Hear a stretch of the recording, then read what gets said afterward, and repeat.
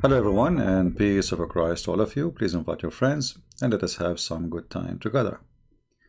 First of all, I received some emails about my books. People are thanking me for writing those books, and they said they learned a lot of information. Well, this is the purpose of those books, and I'm glad that you like it. But please don't forget to leave your comment or review in Amazon about them. Now we go to the topic. You see, I used to go for hunting a lot before, but now not like before.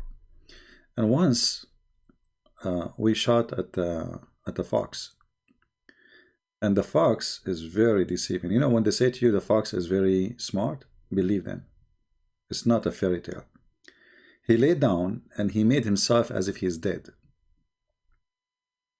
And one of the guys is with us. You know, the fox is dead, so that's it. So he walked toward him, and the fox did not move until the person he bent down to pick him up, to grab him. And then the fox started running like crazy. And he ran exactly in the same direction where the guy is between us and him, so we cannot shoot at him again.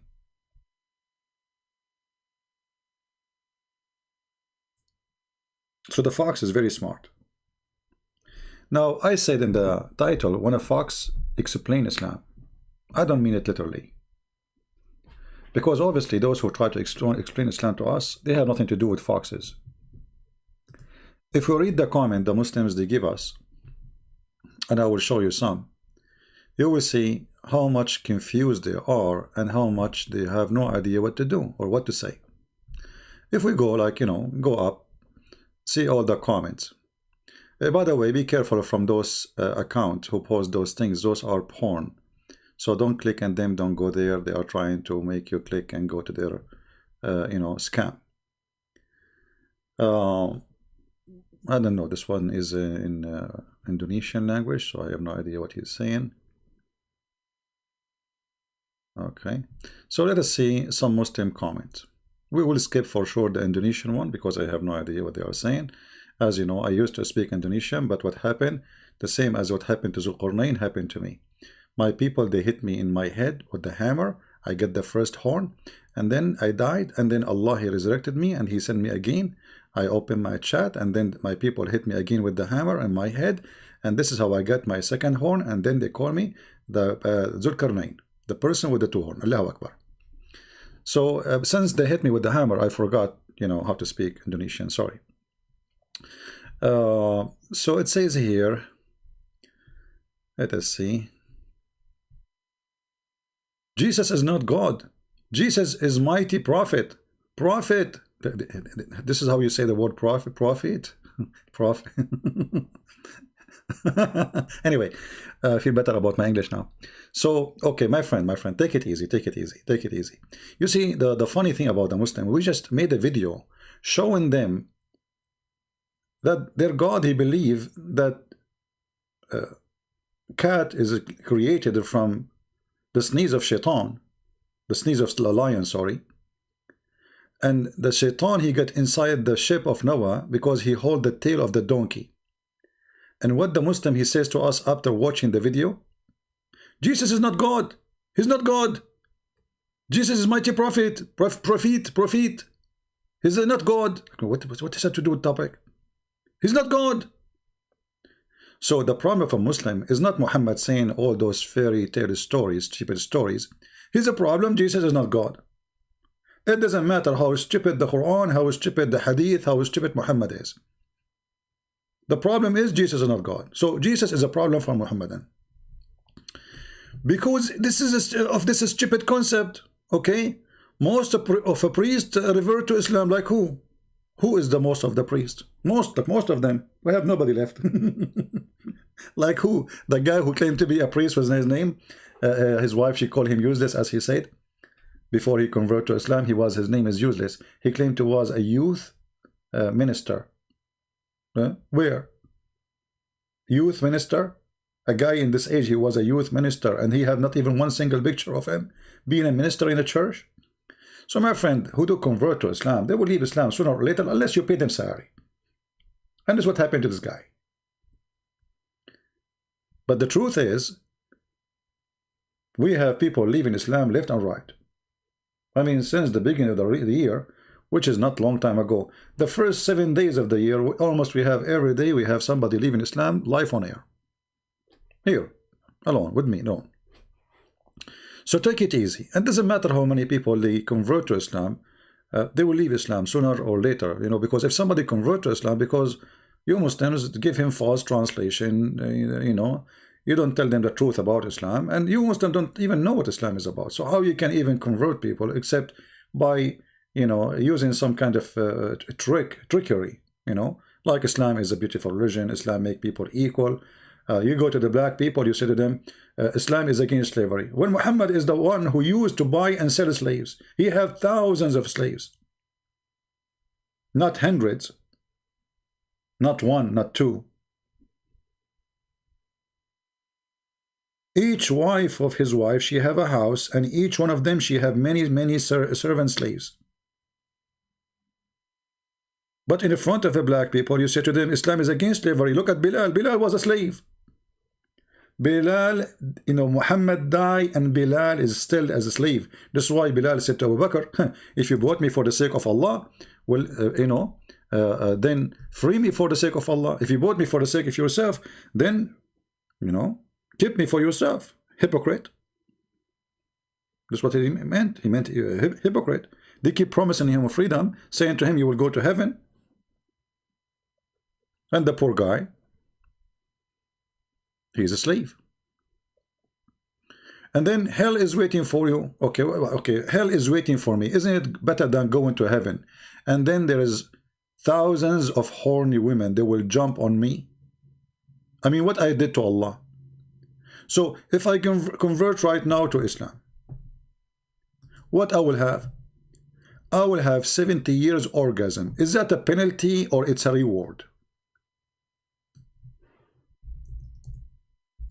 I want to understand, I mean, the concept of heaven in Islam. When you say to me, my private part will be endless, is that fun? How you can walk with it?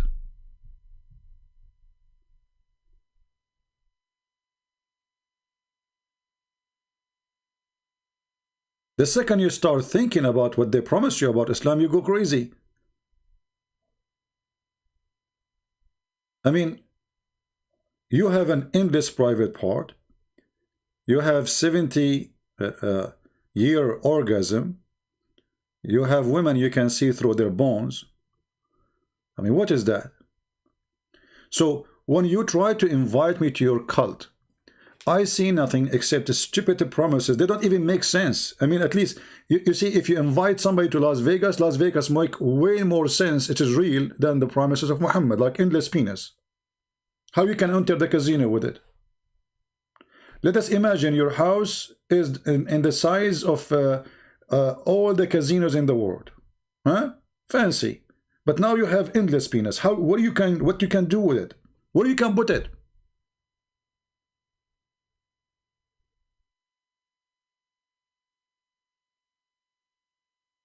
So when a Muhammadan speak about hell and heaven, we die laughing. I mean, what hell, what heaven, what are you talking about? Look who is talking. Secondly, isn't it your prophet? He says the Christians and even the Sabians who worship the stars, they will go to heaven, and the Jews too. And he said that in his time, not to the previous Christians. He was saying that to people in front of him. So how your prophet, he promised us to go to heaven, which means I will have an endless private part. I will take a picture for it, you know, one day when I go to heaven, excuse my language, you know, just to prove it that it's true, because Christian Prince making fun of it, he don't believe it. So when we go to heaven, I'm going to take a selfie for it. Send it to you. Post it in Twitter, you know, Twitter program. Yeah.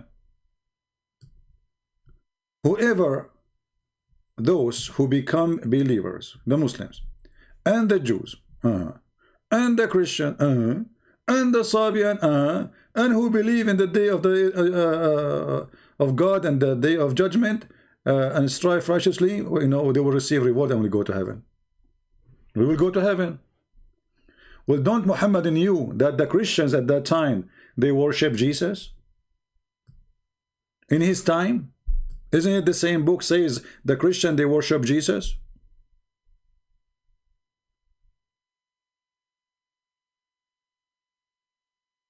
Right? Now, some of you were asking in the chat when I'm going to talk about how Allah created the pig, as we promised you. Don't worry, we will talk about it, but not now. You know, I mean, maybe tomorrow or the day after. No rush. The pig is really created. Don't worry about him. We will talk about it. But now let us answer the Muslim funny comment. Islam is the fastest growing religion. That's a false statement, because first of all, there's nothing is called Islam exists anymore, and there's nothing is called Muslims. When we say Muslims, we are saying people who they are calling themselves Muslims, but in fact, none of you is a Muslim. None of you. Name for me one Islamic country is a practice in Islam. You see, Islam is not like a Christianity. Islam is a government. If the government does not exist, there is no Islam. Islam is not a religion. Islam is a government. So, if you could not practice a government of Islam, then there is no Islam. And you can ask your sheikh, he will say to you exactly this is true. So which country in your world they want to follow Islam? Why you don't follow Islam in Turkey? Here you have Erdogan, he recite the Quran for you. The country of the bars and prostitution and drugs and the casinos and, you know, sex tourists and etc. Okay, but this is Turkey. Erdogan, you know, had the party of Allah. He never even closed one bar. Why you don't want to follow Islam? Because Islam is just a sign, you know, but behind the sign everything is allowed. Why you don't follow Islam in Morocco, Algeria, Egypt? I mean, name for me one place you follow Islam. Where? Even in Saudi Arabia you don't. Who in Saudi Arabia, who is a Christian in Saudi Arabia, he pay jizya? Nobody. Nobody.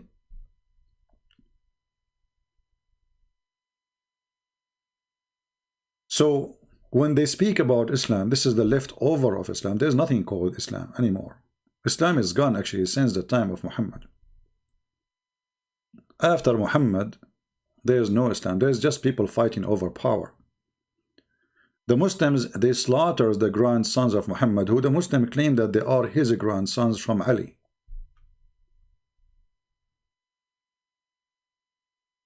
The Muslims killed the caliphate. For Islam is a government. Muslims are fighting over power. They don't care for God. Who killed the caliphate? Who killed Uthman? Who killed all your caliphate? The Christians? No. The Jews? No.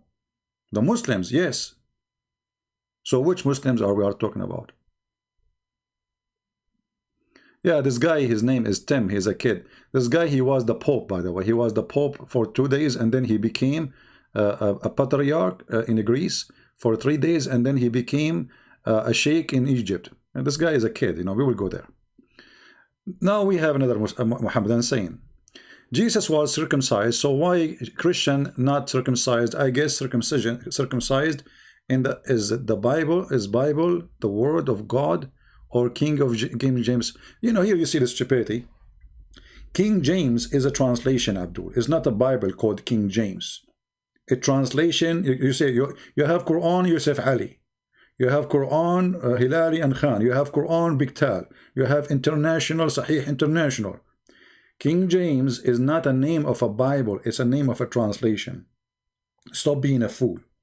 Secondly, as long you are a person who supports circumcision, can you show me where your prophet is circumcised? How you are a prophet? He told you to circumcise yourself, but he never did. Muslims, Muhammad, he claimed to become a prophet at the age of 40. Where the story of his circumcision? Any Muslim want to show us? If there is any Muslim, it's a challenge for you. We have the whole Quran, and we have the hadith, and I want you to show me where Muhammad gets circumcision. Right? All right, people, don't flood the text with the same question. I saw you about the caliphate. We will see. And then he says, is it true? You know, first of all, circumcision. When Jesus, he did circumcision, because first, Jesus is born of the Jews. He is born between the Jews. And he was circumcised in a young age.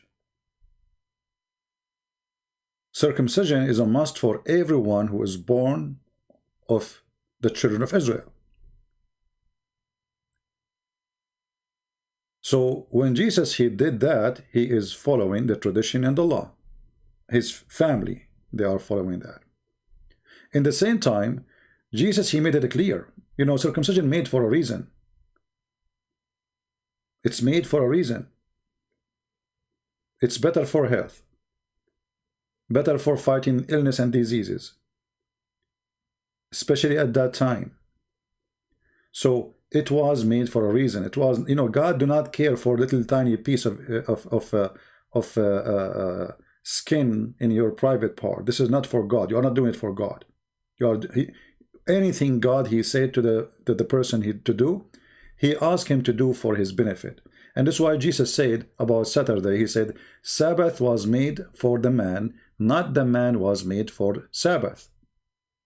God don't care really for the day, he cares for you. The day is made for you. So God, he knew that some people abusing his authority, you know, forcing their servant to work 24 hours, 7 days a week, and they give them no break. So enforcing the Sabbath was for the benefit of the man, against the greed of the man. Otherwise, God don't care really. You want to work 7 days a week, go. So when a person became so silly and he tried to focus in something, let us focus in it. Why your prophet did not do circumcision? Yet he is claiming that he is following the step of Moses, and even he ordered you to circumcise yourself and even to circumcise women. And I want to know where Muhammad he got women circumcision from. Is that from Moses? Why in the world you want to circumcise a woman? What for? The man's circumcision was for health issue. The women's circumcision for what? And you circumcise what? So a Muslim is like a person, he found the skin of a banana in the street and he thinks he is holding a banana. You are not holding a banana, my friend. What is the banana in your hand? Where is the circumcision of your prophet?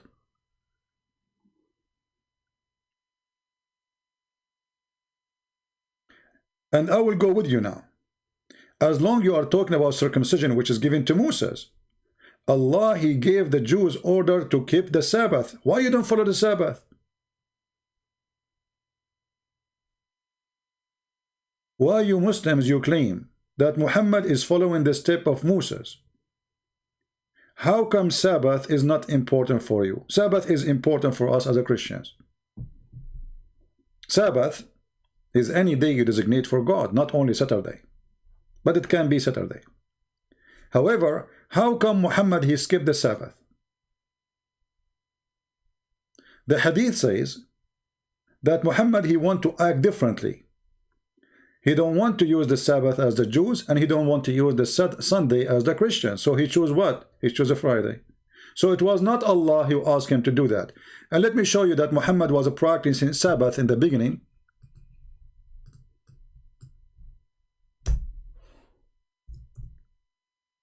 Because he lived, you know, he did live with the Jews.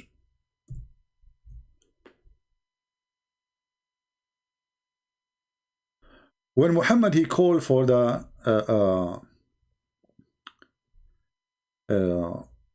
prayer, nobody come.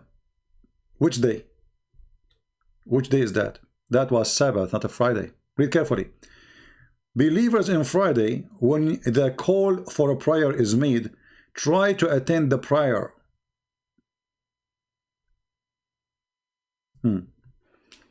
It says here Friday, how it is Saturday. Well, the Sabbath for the Jews started or start from the sunset at Friday. It's not like now, you wait until 12 o'clock and that will be a new day. So, in the day of a Friday, because the Muslims are practicing the Jewish tradition, for Muhammad is a puppy, follow the Jews. Everybody want to go and buy his stuff before all stores close down, because by Friday afternoon, the market is closed. So in Friday, nobody come to pray. Why? Because Friday is going to be Saturday soon. So Muhammad, he had to make a special verse for a Friday prayer. Why the Muslims are not coming? I mean, why there's no problem in Thursday? The Muslims, they pray 5 times a day in the mosque. Not only in Friday. These people, they think it's only Friday. No. They have to pray. It's better to pray Jama'ah, which means group, in the mosque. 5 times a day. So why only Friday was a problem? Because in a Friday, the Jews will shut down. And Muhammad was following the Jews. This is why Muhammad, he was praying toward Jerusalem. He is a Jewish puppy. He tried to imitate the Jews and to look like a Jew, to act like a Jew, but he's not. And the Jews refused him.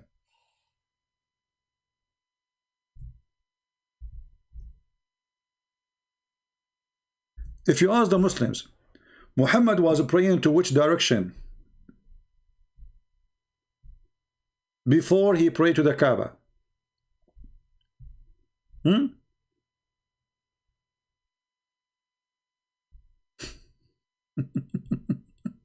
They will say to you, Jerusalem. Why? Why you are praying to Jerusalem and the Kaaba is next door to you?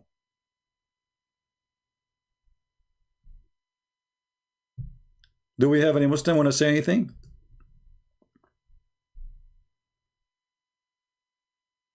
Why he was praying to Jerusalem, and then why he ignored Jerusalem?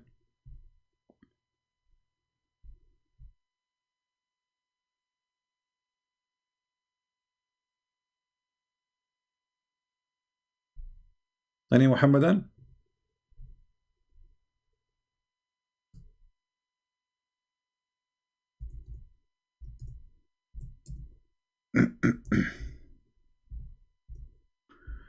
If we go in the Quran,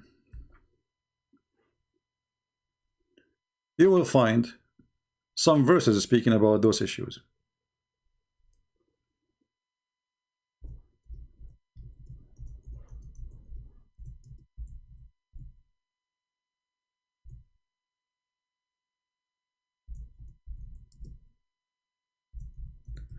Let us see.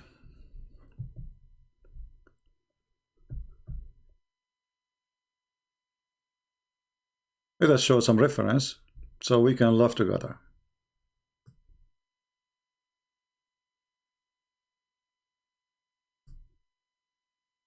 And I changed any Muslim to give us an answer for those things.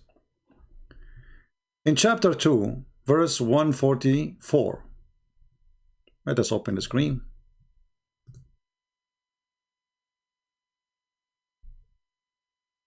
We certainly saw you, Muhammad, often turn your face to the sky, okay. So we shall instruct you to face Qibla that you like.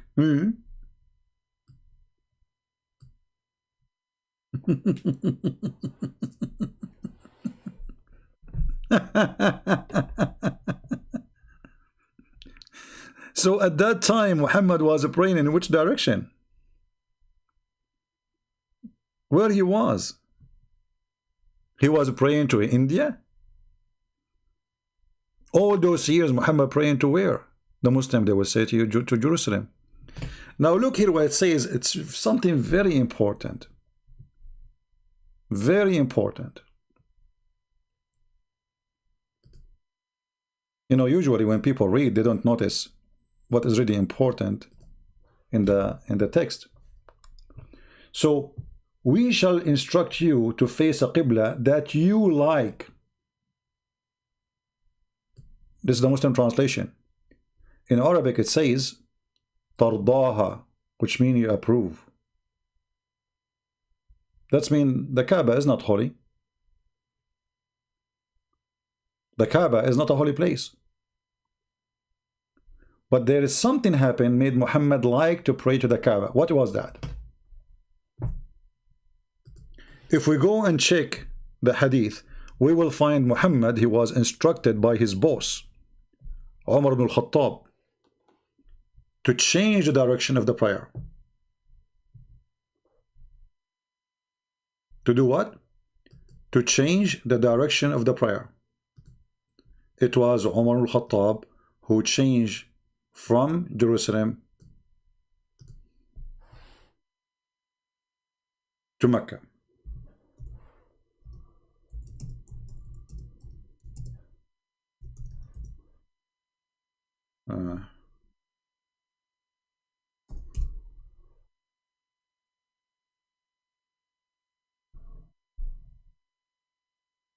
As you see, this is Sahih Hadith, so the Muslim cannot say this is fabrication. Umar, he said, Allah agreed with me in 3 things. Allah agreed with Umar. Umar. Who is the Prophet in Islam? Umar. Actually, Muhammad, he says, if there is a Prophet will come after me, it's going to be Umar. Umar, he said, I agreed with Allah in 3 things. Or, my Lord agreed with me in 3 things. Oh Allah. And etc. He count how many of them. Okay, what is exactly Allah he agreed with Umar? The divorce and the exchange of the wives of Muhammad, the hijab, and the Kaaba.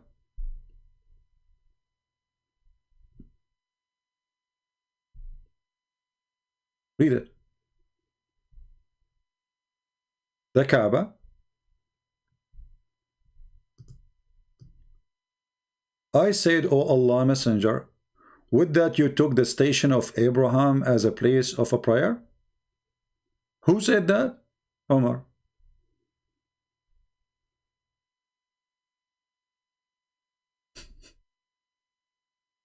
Muhammad was not praying to the Kaaba. And here we go, Umar saying that Allah agreed with me. So Muhammad, the scam Muhammad, he took the advice of Umar. And he made a verse saying, Allah, he told me to pray to the Kaaba. But in fact, it was Umar.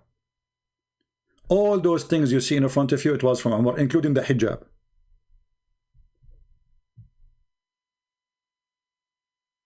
And always when Muhammad, he want to make people follow something, he say, Allah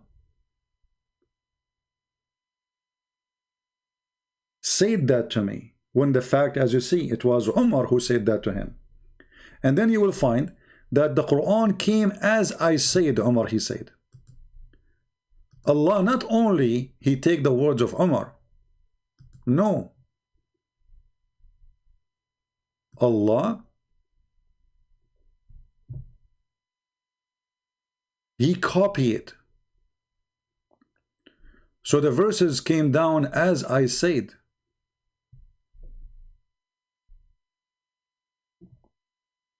As I said. Why Allah he is taking the word of Umar as he said? Any Muslim can tell us? The Muslim, they say to us that nobody can make Quran like the Quran. And then we find that Allah copying Umar word by word.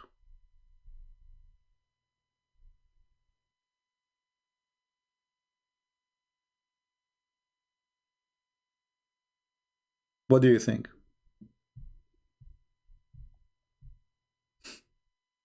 Word by word.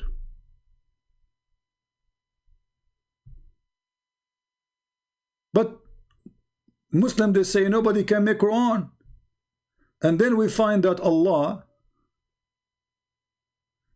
taking the Quran from Umar word by word. Read with me.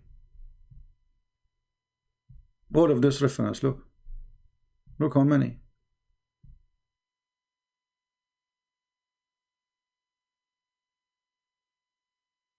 Look how many. And here you see something very important. Anyone notice with me what is the last line in this hadith here? I will give you the link for this hadith. Do you notice the last line, guys? Anyone notice something really, really horrible? Do you? What do you notice? What is the problem there?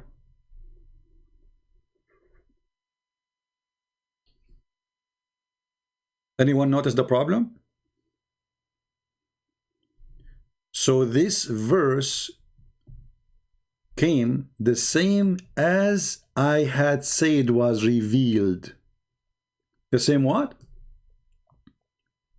The same what? The same I had said.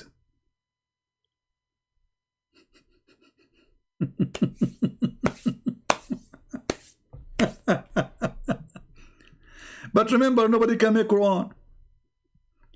So Allah is copying Quran from Umar. So Muhammad the scam, he took what Umar said and he made a Quran, as simple as that. So the verse revealed the same as I have said. I mean, do you want more proof? So everything your prophet is a scam. Your circumcision is a scam. He's copying the Jews. Your salat is a scam. Your fasting is a scam. You know, Muhammad, he came, he said to the Jews, what is this? What you are fasting? What you are fasting? He said, this is the fasting when Moses, he crossed the sea. He said, oh, I am more close to Moses than you, and he started fasting it. No, what? So it's not Allah who told him to fast it. Have you ever heard of a prophet of God? He fasted just because he heard a Jew saying, this is when Moses crossed the sea. We fasted. What if the Jew is lying?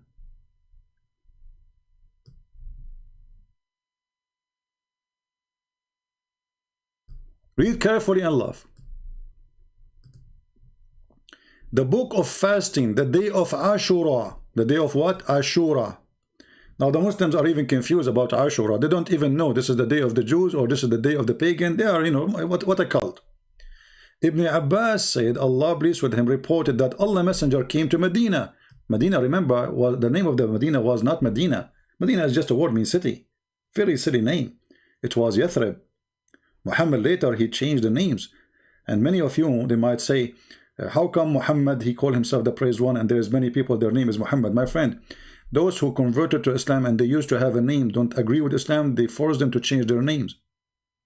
Just put that in your account. There's many people who after they convert to Islam, when Muhammad conquered them, he forced them to change their names.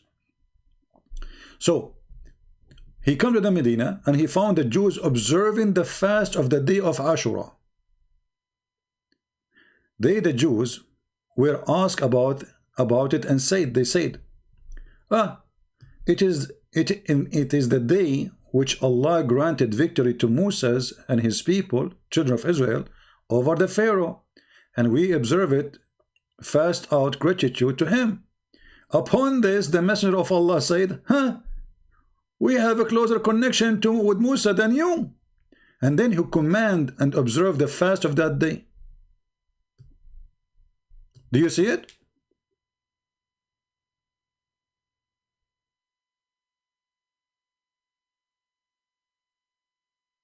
How you are a prophet of God? Shouldn't you receive an order from your God? Maybe this tradition is false. Maybe you should not do that. Shouldn't Muhammad wait for Allah to say to him, fast that day? This is fasting. This is not a joke. Just because the Jews are fasting that day, Muhammad, he make it a fasting day. And yes, Abi, this is a pagan day? The Muslims are confused. If you search for the word Ashura, like here it says the Jews were fasting, right? But if we search for Ashura, we will find that this is not the day for the Jews.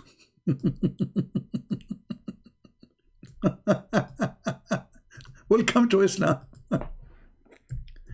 If I search right now, I will do this in front of you. If I take the word Ashura and I search it in the search engine, and remember, I was going to make the video short. I wasn't planning to come, actually. It's very cold. But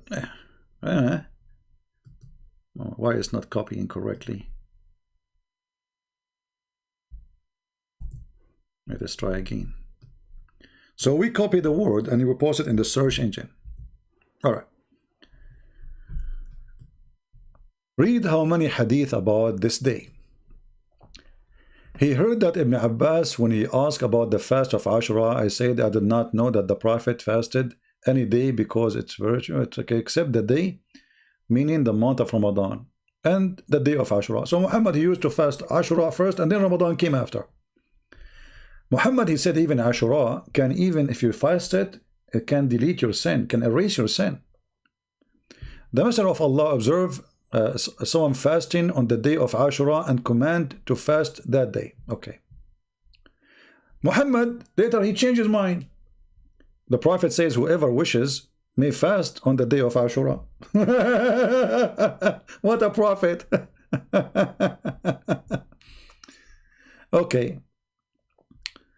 All those hadith, and look what Muhammad said here about this day. The Messenger of Allah was asked about observing the fasting of Ashura. He said, if you fast it, is going to erase the sin of the preceding year. Look how important it is. One day. Later the Muslims forget about it. Suddenly, Muhammad, he came with Ramadan, which is coming from the Sabian. The Sabian, they fast Ramadan. And he canceled. This is why he's saying, whoever wants, if you wish, fast it. But how it was, I mean, where Muhammad, he got this information from? He just learned from the Jews to fast this day. If this guy, he learned that this day is a Jew fasting day, how he come to know that if you fast this day is going to erase your sin for the preceding year? You see the scam?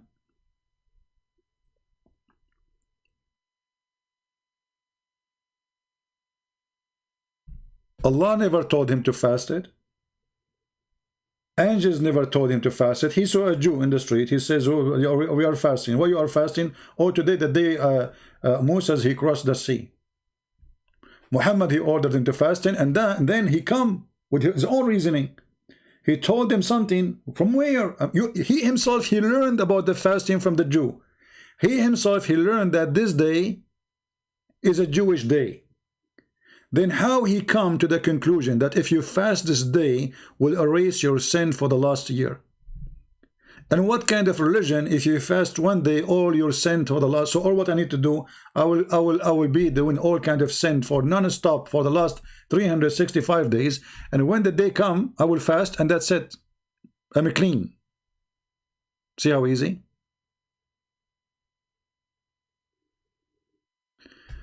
Jamal Youssef is saying to me something. Okay, Jamal, let us show you what Jamal, he said. Where is the word of Jamal? Where is the word of Jamal? Okay, thank you, Jamal, for the advice. Jamal Youssef, he cannot answer us, so he's upset. Smile, Jamal, we took a selfie for you. Jamal, he cannot tell us why Muhammad was praying to Jerusalem and then Umar, he changed it to the Kaaba, which means Umar is the one who made the Quran and Umar is Allah. Jamal cannot explain to us why fasting Ashura can erase the sin of the previous year when Muhammad, he just learned about it from the Jews. So what Jamal, he suggests to us? How about you get off your ass and follow your religion, go pray or something? Are you following your religion? You don't. If you follow your religion, you should not open a TV, you should not listen to music, you should not watch computer, you should not be here, you should not use anything made by the kuffar, you should not eat their food, you should not, even the food, by the way, they say to you that the food of the Christians is halal. So why you are saying I will need halal food? If the food of the Christian is halal for you, why you go in the market buying halal food? If anything the Christian do is halal. Hypocrite people. So anyway, you pray, but you don't. You pray to who? If I ask you now, Jamal, you pray to who? You don't know. Who's Allah? I don't know. Who's Allah? You have no idea. I challenged Mr. Jamal if he would like to call me and tell me who is Allah. What do you think, guys? Do Jamal dare to call and just tell us who is Allah? You pray, okay, you pray to who? A God, he have two hands in the right shoulder. He have one shin. And he sit in a chair. Any other information? No, they are not Abrahamic. You see, this is the biggest fat lie. You hear it in TV. Yeah, you are watching too much Trump, my friend. This is in the movie of Trump and Israel, the peace agreement of Abraham. The fact is, Islam is not Abrahamic. What make Islam Abrahamic? Tell me. Did Abraham kiss black stones? Did he? Show us. Did Abraham, even the Muslims, they say that Abraham, he built the Kaaba. Can you prove that? Anyone knows how we can refute the lie which Muhammadan they repeat from Muhammad? They are victim of Muhammad. I feel sorry for them. How we can refute the lie of Muhammad that Abraham he built or he raised the Kaaba, because the first one who built the Kaaba supposedly is Adam, and before him the angels. Anyone remember how we can refute this lie?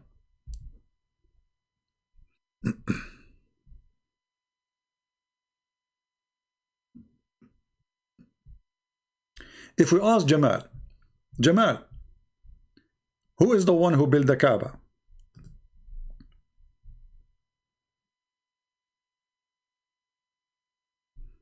Can you prove that Moses parted the sea? Well, you know, this is a good question. Can you prove that? So let me ask you the same question. How you believe in it then?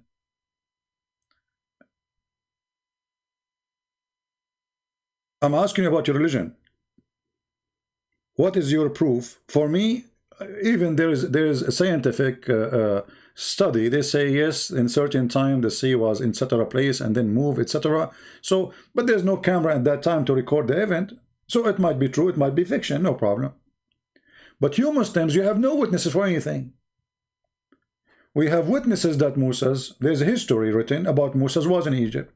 We have history written about Moses came from Egypt.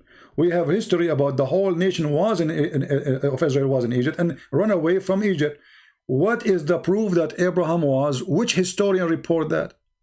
And now I'm asking you, if there is any historian reported that Abraham, he was in Mecca?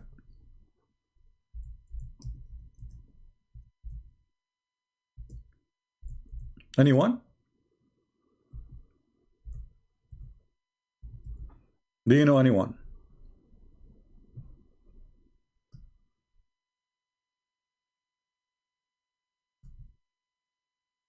Nobody.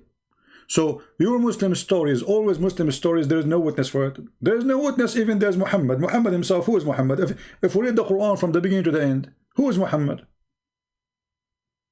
Where Muhammad was born? Nothing in the Quran. Who is the father of Muhammad? Nothing in the Quran. Who is the mother of Muhammad? Nothing in the Quran. Which year he was born? Nothing in the Quran. Who is his grandfather? Nothing in the Quran. So what is in the Quran?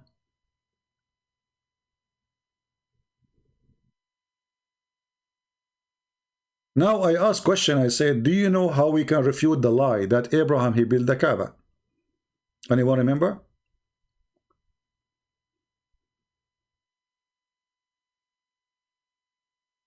Anyone remember?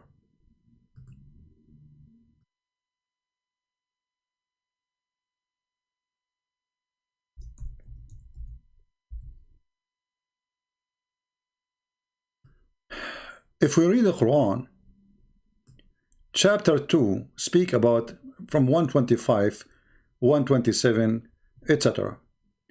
So in 125 it says, and remember the house, we made the house, the Kaaba, the center, sanctuary of mankind, blah, blah, blah, blah, blah, okay? It doesn't say really mankind, it says for people of the Arab. And then it says here that they took from the station of Abraham. Why the Kaaba was the house of Abraham? In Arabic here it says Maqam Ibrahim. Maqam is a place of living. Abraham was living in that house. So this is not the house of Allah. And if you ask Jamal and the Muslims, was Abraham a prophet? They would say yes. Okay, was Ishmael a prophet? They would say yes. Okay, is Muhammad from Ishmael? They would say yes, which many Christians, because they are following naive priest, you know, and Christian churches, many dummy, they repeat that Ishmael is from Muhammad is from Ishmael, because they are dummy. I remember Abraham, okay, I remember Ishmael, okay, what about them? Abraham and Ishmael is the one who raised the Kaaba, because Kaaba was destroyed by the flood of Noah. And there's a mountain, you know, next to the Kaaba in Mecca. He hid the black stone inside his belly.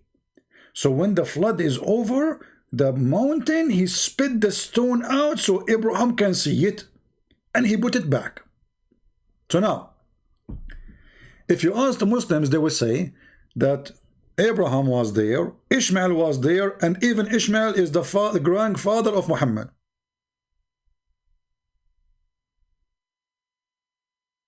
So how you explain to me this verse? Let us read and love. Was Ishmael a messenger of Allah? They say yes. To who? They say to the Arab. He is the father of the Arab. But in chapter 34, verse number 44, it says, there was nobody before Muhammad as a messenger of Allah in Mecca. Read it and love. Read it and love. We did not send to them, who? The Arab, any book to study, nor a messenger to warn them before you. So how you say Abraham was there?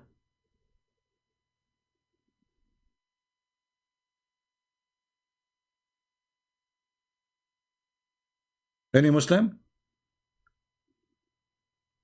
How you lie to yourself saying Abraham was there and Ishmael was there, and now this verse saying there's nobody before Muhammad came to the Arab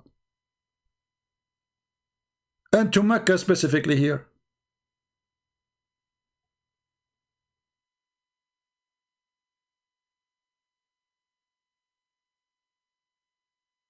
Obviously the Quran is a book of fabrication. Muhammad, he forgot what he said about Abraham in different verse. So if we go to chapter 2, verse 125, 126, 127, we will see that Abraham was there. And then from his seeds, supposedly are the Muslims. Because Abraham, he said, make us Muslims. And make our offspring should be Muslims. Okay. And the Muslim, they say that Abraham is the grandfather of Muhammad. Okay. So how this verse says there's no one before Muhammad to Mecca and to the Arab?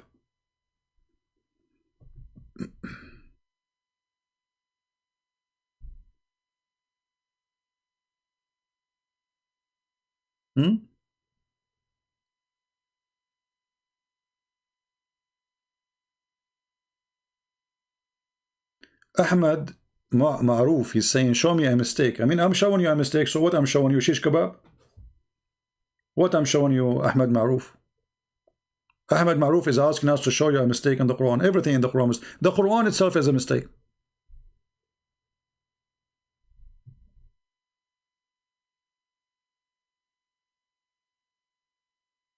How Ishmael was there, how Abraham was there, how Adam even was there, how they warned the people to believe in Allah, and then the Quran says there's nobody was before Muhammad.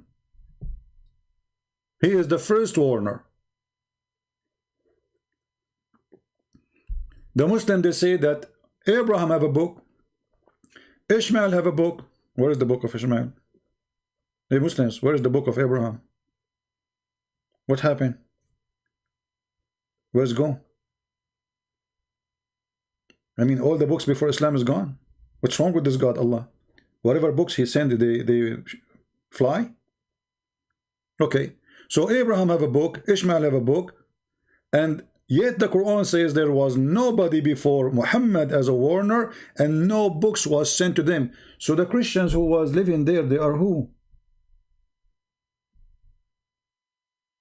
I mean, have you ever heard of a stupidity like this?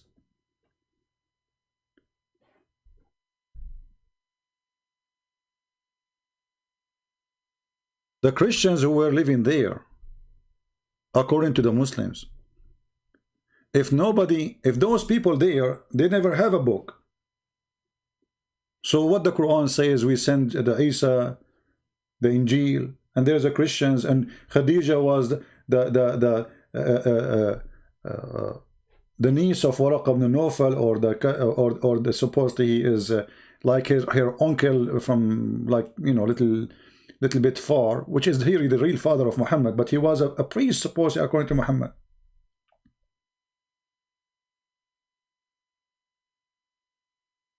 And by the way, the Muslims, the funny thing about them, they say to you, there's no proof that Khadija, she was a Christian. So why you say that in your speeches when you try to fool the Christians?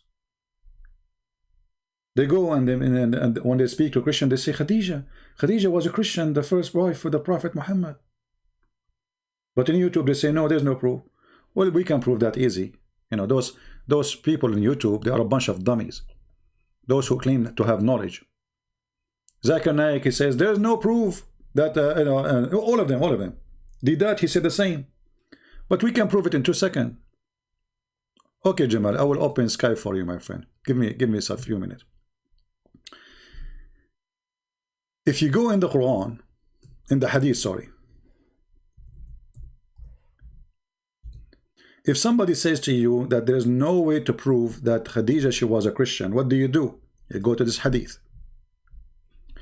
When Muhammad received the Quran from the angel Jibreel, and the angel Jibreel squeezed him 3 times and no mayonnaise came out. And then Muhammad, he came at home and he could not find an answer for what happened. He didn't know what happened. He's scared. He's terrified. The Hadith described that. He was shaking. He was freaking out. He cover me, the thiruni. So Muhammad was freaking out. And then what Khadija, she did? Khadija, she took him from his hand and she took him to Waraq ibn Nawfal.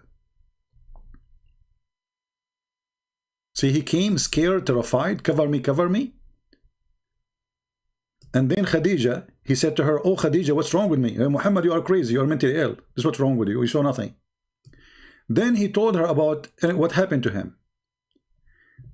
And then he said, I fear that something may happen to me. Muhammad, he lost his mind. Khadija said, never, but I have a glad tidings, for by Allah, you will never be disgraced. And then she took him to where? She accompanied him to Waraq ibn Nawfal, the priest. So when they say Khadija was not a Christian, according to them, and by the way, she is not a Christian, she is Nasara. It's a Christian cult, like Jehovah's Witnesses. So she was not a Christian cult. So if she is not Christian, why she take him to the Christian priest? You know what I mean? I mean, you have your husband have a problem. And what do? You take him to the Christian priest?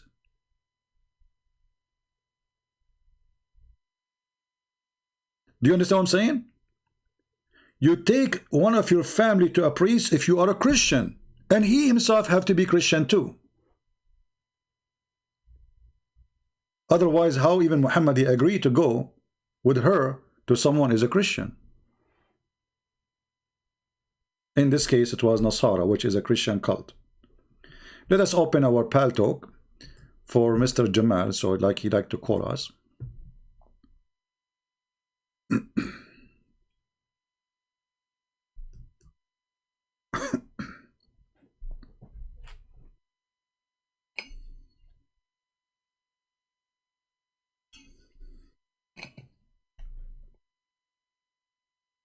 All right. Okay, Jamal, I receive a text from you. I will call you, my friend.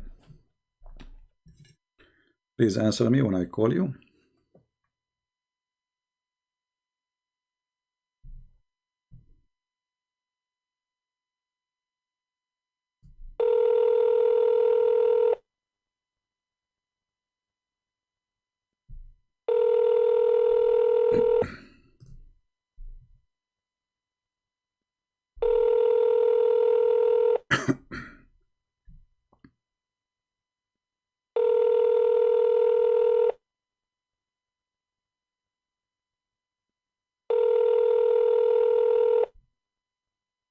Jamal is not answering.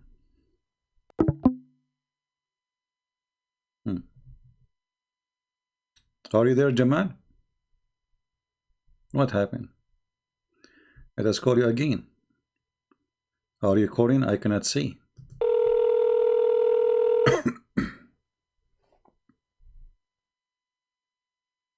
Hello? Hello? Yes, Mr. Jamal, how are you doing, my friend? Hi, I'm doing good. How are you? I'm fine. So what do you like to say to us about your religion? Go ahead. Okay, so first of all, I was just scrolling through YouTube, and I just came across your stuff. Like I've never seen you before. This is the first time I've seen you. All right. So I like, what can you just break down what the channel is about? Like, what religion do you follow? Well, we discuss about Islam, and I believe Islam is a false religion and Muhammad is a false prophet. Okay. So do you? Because the way you're talking, it seemed like you're Jewish. Oh yeah, I'm a Jew. Sometimes I'm a Jew, but today is not Saturday. You know. Okay, so Yeah. what are your claims? Your claims that the prophet Muhammad Sallallahu Alaihi Wasallam isn't a prophet. Well, when you say a prophet, can you give me a prophecy he said to make him a prophet?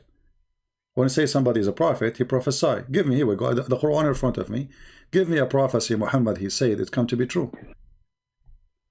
Well, if you look at a bunch, he's prophesied that men will start acting like women and women will start acting like men. They start dressing. That's a big one. That's one that's coming into fruition. He prophesied that, but this is what happened in his time, and there was always a gay homosexual in his house. And your prophet was a gay. He's prophesied and your prophet was a homosexual himself. The prophet Sallallahu Alaihi Wasallam was a homosexual. Yes. Do you kiss? Based on what? Do you kiss men down their belly?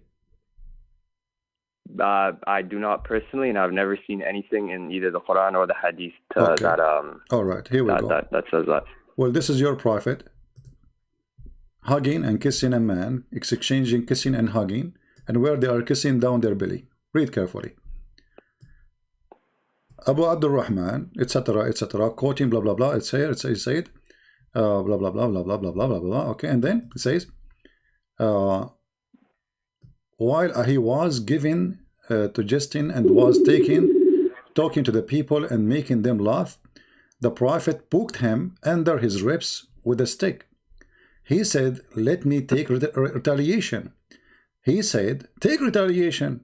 He said, "Huh, you are wearing a shirt, but I am not." The prophet then he raised his shirt, and the man embraced him, began to kiss his side, and then he said, "This is what I want, Messenger of Allah." Do you do that yourself? Now the guy and who the guy is topless. Your prophet is not topless. The guy, he said to him, "Well, you are. This is not fair. I am topless, and you are not." So Muhammad he left up his shirt, and the guy started kissing him in kashhihi. Kashhi is not only his side; is down his belly. Okay. What kind of a practice? As you tell me, do you do that? You said to me you don't do that, right? Do men do that usually? And who is this narrated by? This is narrated. They have all the narration. It says here Sahih in chain, so you can't complain. Sunan Abi Dawud. Sahih in chain. Yes. It says by who? Because you sound like an Arab. So you probably know a bit more about the religion than the people in your comments. So you know that we follow a set people who can narrate hadith. So if it doesn't go back to, I can't name all of them. My friend. I'm 19. This is your website, my friend. This is your website. My website. We personally, I don't take too much from websites. When it comes to hadith, I take stuff from either. I don't take from website too. But we are in the internet. We are in the internet, and you are not sitting next to me, and we don't have the book, so we have to use a website. So this is Sunan Abi Dawood, hadith number 5224, and it says here Sahih Hushain. Sunan Abi Dawood. Abu Dawood, say that again? Yes, Abi Dawood 5224. All right? 5224. Yes. For sure. General behavior? The book, yes, general behavior. Book number 43. Wearing shirt, but I'm not the prophet, and raise his shirt and money grace. To kiss his side, and he said, "This is kiss." Okay, so you are wearing a shirt, but I am not the prophet. Then raised his shirt, and the man embraced him and began to kiss his side. Okay, under his rib. So his side, so his stomach. So you at first said it was under the belly, and now I'm reading that it's under the rib. So it's basically your midsection. Oh, yes, no. Kashha, we can go to the dictionary and see what kashah is, you know. So it's not up to me. You see, that this is the Muslim translation. If you speak Arabic, you can go right now and search for the word. Secondly, do you kiss a man in his belly? I don't kiss a man in his belly, and this now you are trying to fix it. You are the one who said it is not down his belly, it is his belly. You are trying to fix it. But is that a behavior of a prophet of God? He take off his shirt, he lift up his shirt. The guy, he go under his shirt. Now they are both are naked. Here we go, hang up.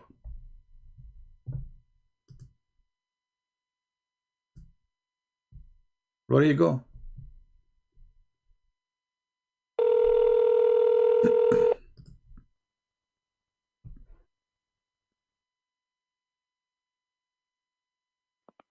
Hello? All right, my friend, we lost you, no problem. So my bad. Okay, you see, anyway, this is can be a problem for you if you want. Can be no problem. Here's your prophet, and maybe he's a crazy. What we can do, but let us say, for the sake of argument,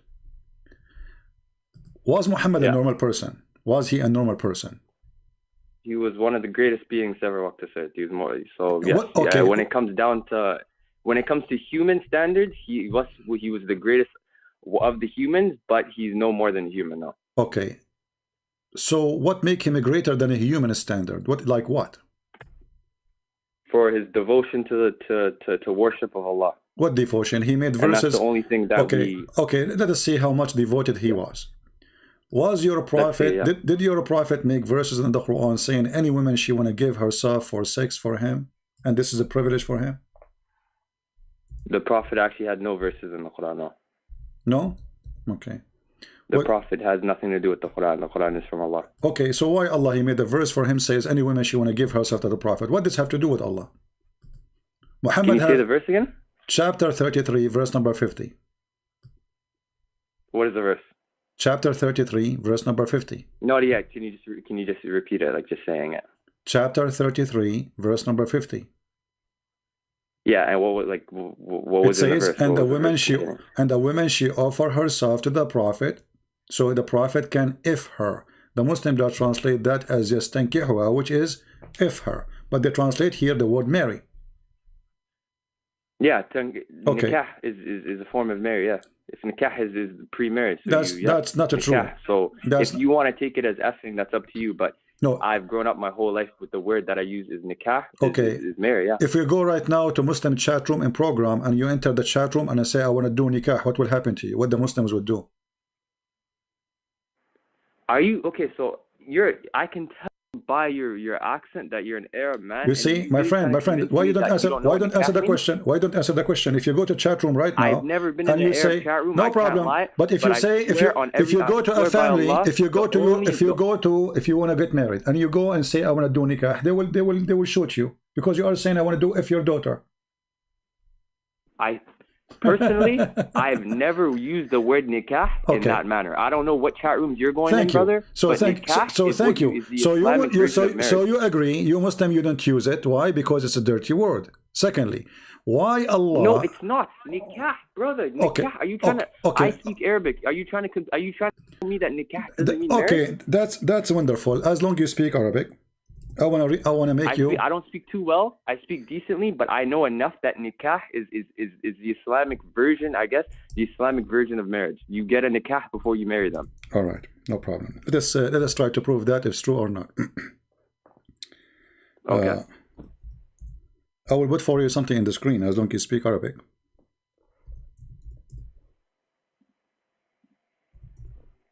Give me a second. I don't have the stream open. Are you putting it on the stream? Just give me a second, you know. I will put it for you. And I can give you the link even in Paltalk. You can click on it and open it. Just give me a minute.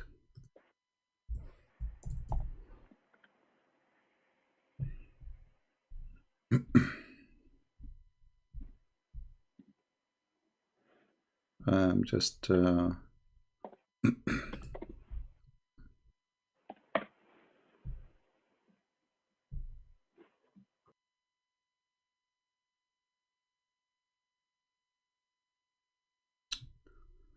okay.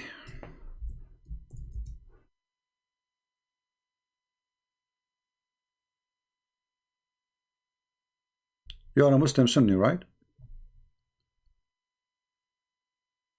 Hello? Hello? Yeah, I'm a Muslim Sunni, yeah. All right, that's wonderful. And I think I was banned from your stream because I can't see it anymore, but why you are banned from my stream? I don't know. I did not ban you. And you can see the stream anyway, even if you are banned in the chat. That doesn't make sense. I searched up Christian, can't find anything, but anyways, yeah. Let me open the tafsir. This is tafsir Al-Qurtubi. I will give you the link in a second. Your YouTube is Christian Prince, right? My friend, in YouTube, there's tons of it. Let me give you the link so you can open it. Maybe you close it by mistake. Let me give you the link for the broadcast again. Click at the chat at the window we are chatting in Paltalk. This is the link. Here we go. Oh, sorry. Okay, no, I have it open. It's right here. Oh, sorry. I gave you the wrong link. Okay. I've got the stream open now. It's good now. All right, no problem. Let us see. Let me give you the link for the reference.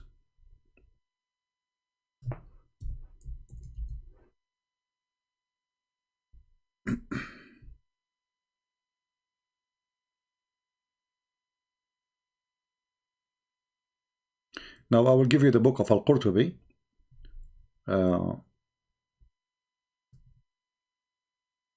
Here we go.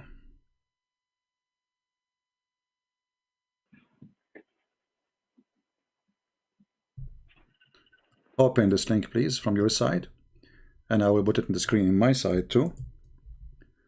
And here it says how Shaitan he have children.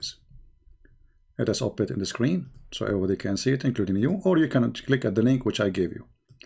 This is Tafsir Al-Qurtubi, and you are a Sunni, so we have no problem, right? Okay, it says here. Yeah. In the Tafsir, it says, سألني رجل, a person he asked me, do Iblis have a wife? I said, this is a wedding I did not attend. إن ذلك عرس لم أشهده. Then he says, and then the Quran says, أفتتخذونه وذريته أولياء? Are you going to take him and his offspring as lords? You're trying to, dude. I see what you're doing here, man. I see what you're doing. No, wait. Wait. No, we are talking. Hold on. No, it means that. It means that. My friend, read. We are reading. It doesn't, man. You know that. Okay, can you read for me? It says وقال مجاهد. Can you read from there? I'm sorry. Go. I'm sorry. Okay. You should go. I'm sorry. Can you read for me and translate? Go ahead. وقال مجاهد. Do you see where it says وقال مجاهد in the middle of the page? Okay, read it and translate, please. Where is this? From where? وقال مجاهد in the middle of the page. It says وقال. I see وهو مذهب محمد من خرطته. قال مجاهد. إن إبليس Okay, أدخل you read فرجه it. Go. قال مجاهد إن Okay. إبليس أدخل فرجه في فرج نفسه فباض 5 بيضات فهذا أصل ذريته وقيل read carefully إن الله تعالى خلق له في فخذه اليمنى ذكرا في اليسرى فرجا فهو ينكح هذا بهذا. Translate. Go ahead. You translate it. I understand a bit, but not too well. Okay. So Allah he created for Shaitan a penis in the right thigh and a vagina in the left thigh. So he do nikah by this to that. You said to me nikah mean marriage. Shaitan is marrying himself nikah now? So what this is hadith you're saying? My friend, this is the tafsir al-Qurtubi. And this is Mujahid. This is a hadith from Mujahid. Mujahid, you know, one of the great names in the history of Islam and companion. So he said that Allah created for Shaitan a penis in the right leg and a vagina in the left leg. And he do nikah but to this by that. But you said to me the word nikah mean marriage. Is Shaitan marrying himself now? What is this hadith called so I can search it up myself? My friend, I'm giving the reference. I give you the link. This is Al-Qurtubi. Al-Qurtubi 10 page number 420. All right, and you can go to volume 1 page number 291 as it's shown on the screen. This is not my website. This is your Islam port. This is Tafsir Al-Qurtubi. All right, as it is. I'm showing it in the screen. So according to your religion, Shaitan have a penis because they are asking, okay, Quran says, Allah said, are you going to worship Shaitan and his children? So the Muslims are asking, okay, but Allah, he sent Shaitan alone to the earth. He don't have a wife. Adam have a Eve. Shaitan he don't have. So your prophet, he come with the solution that Shaitan have a penis in the right leg and have a vagina in the left leg. So when you want to have sex, you do nikah, he do shake this with this, and he enter this into this. This is nikah. Nikah, it's mean to F. So when you say to me the word nikah mean marriage, well, here we go. This is your Islamic books too. It says that he is doing nikah to himself. He's marrying himself.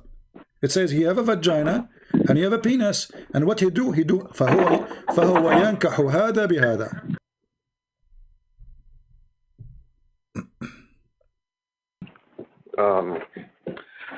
Okay. Clearly you've had this one set up for a bit. I don't have anything. I don't have any knowledge on this. No problem. I respect your honesty. So let us go back to zero. Forget about everything we said about the stupid things. I mean, this is stupid. Don't you agree? Shaitan have a penis in the right leg and vagina in the left leg. Personally, I've never heard about this.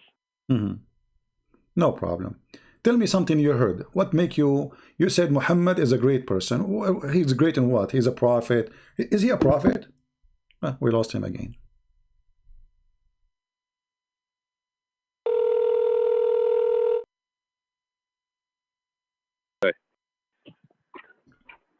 Hello? So you said Muhammad is a prophet, correct?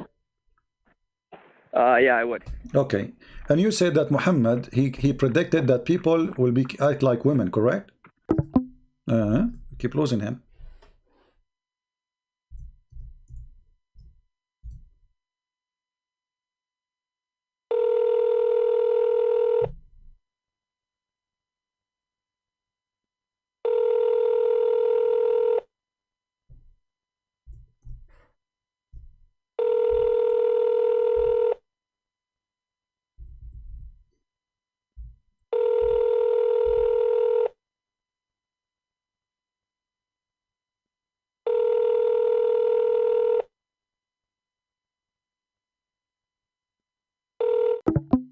No, he's not answering.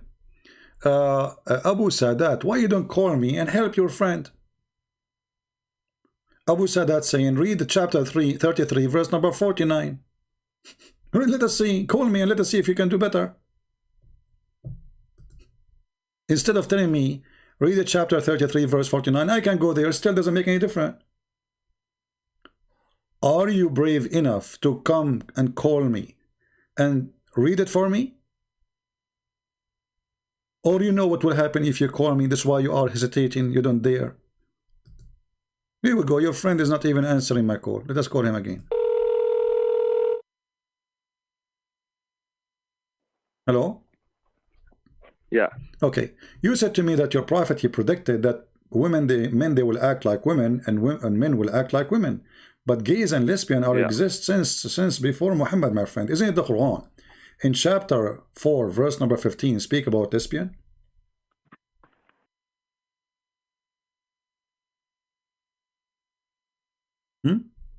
Hello, can you give me a second? Yeah, sure, no problem.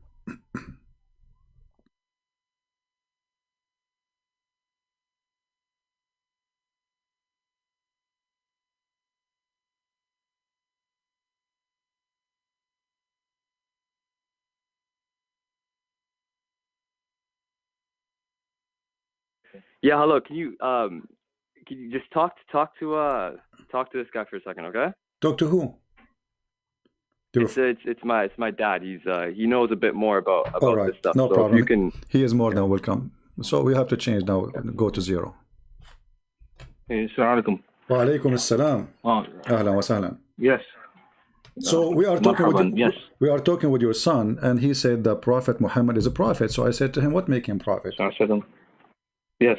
What make him prophet? You know, when you say somebody is a prophet, what make him prophet? What made him a prophet is the message that he got from Allah. And what is that? I mean, a prophet, somebody is a prophesy, right? Somebody tell us about the future. Not only he give a message, I can give you a message now, claim to be a prophet too. No, you have to define a prophet. What does a prophet mean to you? Because a prophet is not what it means in English. A prophet in English is someone that prophesizes what happens in the future. But in Islam, that is not the definition of a prophet. So what is in Islam? In Islam, a prophet is a Nabi, and it's different from the English meaning of the word prophet. My friend, the word Nabi in Arabic, it's coming from the word tanabba'a, which means he tells the future. Yes. He told the future, so it's the same. No. It does not mean that he tells the future. So this what? Is khata. How? It comes from the word naba, khabar. Okay. It comes with a khabar. It comes with a khabar with the information. No problem. So we can say, okay, so I can understand from you right now, according to you Muslims, Muhammad is not a prophet. Muhammad is a news teller. No, the Prophet ﷺ is a Nabi. He's exactly. Not, if we're going to speak in English, English was not the language that the religion was revealed in. We speak in Arabic. No problem. But you just told me the Prophet is a Nabi. But you just told me that he don't tell the future. So he tell what? He tell just the news, correct? The news both about the past, the future, and the present.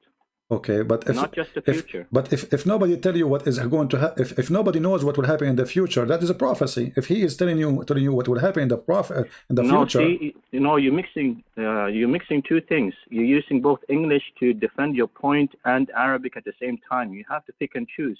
All the right. religion was revealed in Arabic. No problem, my friend. Arabic. Okay. The khabar is what came before and what is present and what is coming in the future. So it is not the prophet that he is telling us just about the future. He's telling us about what happened in the past, about the past nations as well. So you cannot just use one language to define and say he's not a prophet. No, we're not speaking in English. The prophet is a Nabi, Nabiyyun min Allah, Mursal. So you have to we have to, in order for us to have a discussion, we have to be on the same page from the beginning. We are not on the same page. You're saying a prophet, meaning he's telling just news. Okay, so what? So what Muhammad told you to make him a prophet according to you? Like what? He received the revelation from Allah. That is what made him a prophet. Okay, what is the revelation? What is the revelation he received? You don't know the revelation? Yeah, what revelation? What he did? The Quran. What is the Quran? What is the Quran telling us? The Quran is telling us it guides us towards the straight path. It tells us about what happened in the past. It tells us about what happened at the time of the Prophet ﷺ. It tells us about what will happen in the future. Like what? Give me an example. Have you heard about the Ad and the Thamud? Okay. Fir'aun. All these people before us. Okay. Wal Mu'tafikat. Okay, so I heard about them, but nothing Muhammad told me is true. As an example, I will give you an example. You're jumping. No, I'm not. You're jumping from. You're asking me a question, and then you're coming to your own conclusions. No, you asked me. No, you said, "What did Muhammad tell you about?" Tell and me, I told you Muhammad told me about this and that. Okay, then you say tell me nothing about that Muhammad said was true. No problem. Tell me about something Muhammad he said it's true. About Fir'aun. Was Fir'aun not true? No, Fir'aun is not true because Muhammad he thinks Fir'aun is a name of a person, his family. This is his family. The Alu Fir'aun. No. That is your understanding. No. Okay, let us see. The Fara'ina is well known. Even there's only one pharaoh or many pharaoh? Many Fara'ina. So why your prophet he keeps saying Ala Fir'aun? Do you know why? Why? Because Musa was sent to one Fir'aun. He was not sent to all of them. Oh, okay, but he that said is the reason. But he said that's exactly what I'm saying. So if he sent only to one, then he should not say no. But see, Fir'aun. You asked me a question. He think Fir'aun. Tell me something. My friend. No, hang on. Okay. Hang on. What Al mean? You told me. What Al you mean? said no. Hang on. No. See, you're jumping. You asked me a question. You said, tell me one thing that your prophet said that was true. Yeah. I said Fir'aun. No now problem. you're jumping to another thing. My friend, the word Pharaoh is existing in the Bible too. My friend, it is a problem. The word Pharaoh, the word Pharaoh exists in thousands of books, including the Bible. No. That was not your question. Stick to your question. My you question asked me one is, okay, question, let me repeat and my I question. answered your question. Okay, let me repeat my question. You asked me questions, and then you jump to other questions. Okay, I will make it simple. If you're going to ask me questions, I will make it simple. And give me the courtesy to answer the question. Can I make it simple? Can we make it simple? No, you cannot. Why you not? know why? Why? Because you have an agenda. Okay, I have an agenda. Me, you say what you say to me. What was the thing that the Prophet ﷺ received? What made him a prophet? I answered your question. You came with another question. I answered your question. No, you come with another question. What did the Prophet say? There's a mistake here, my friend.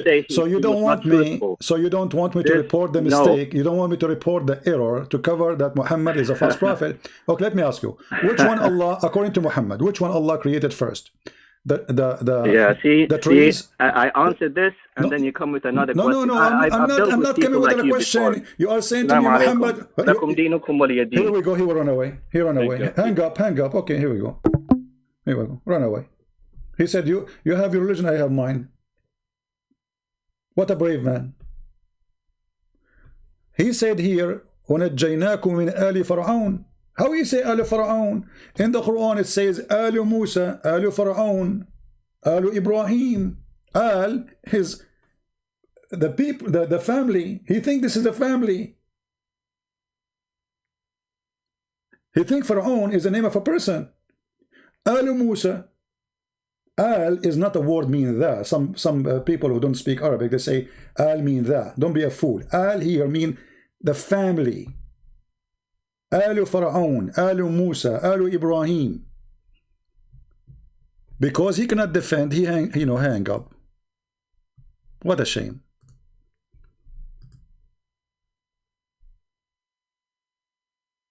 No, this is not, you change the question. I'm not changing the question.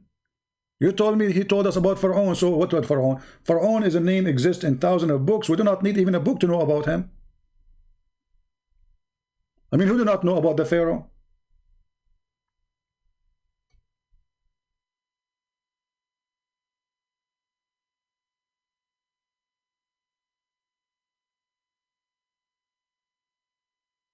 And why you hang up? What a great example to your son. He rejected. He rejected my call.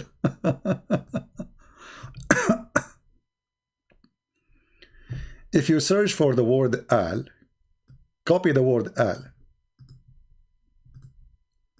Here you see the foolishness of the one who wrote the Quran. Al. You will see the word appear in front of a name of a person only. Alu Musa. Musa. Alu Musa. Not the Musa as someone says in the text. Ali Fir'aun. آل إبراهيم آل يعقوب آل يعقوب Jacob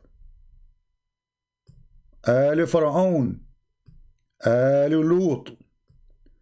So the one who wrote the Quran, he thinks Pharaoh is the name of a man.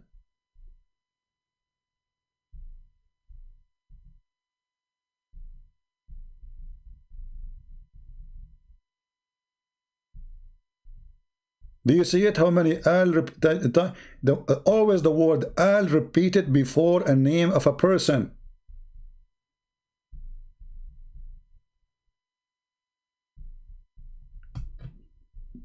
Who is next?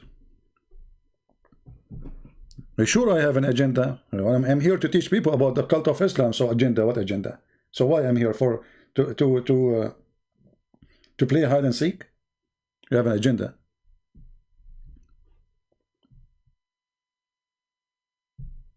And the second I ask him, okay, what kind of God? I mean, what kind of God do not know which one he created first? The trees or the stars?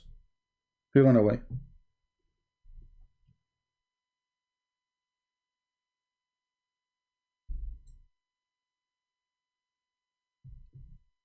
And look, they speak Arabic. That's a great, advantage. I mean, I will have somebody who speak Arabic.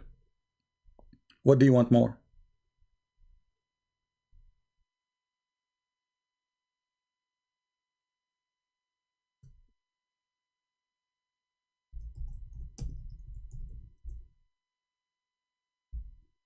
They speak Arabic. If the Arab don't dare to debate me, who's going to debate?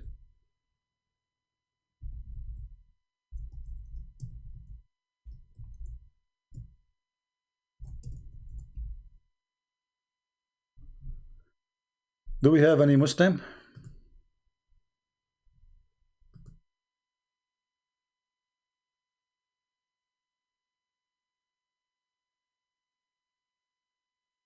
Anyone?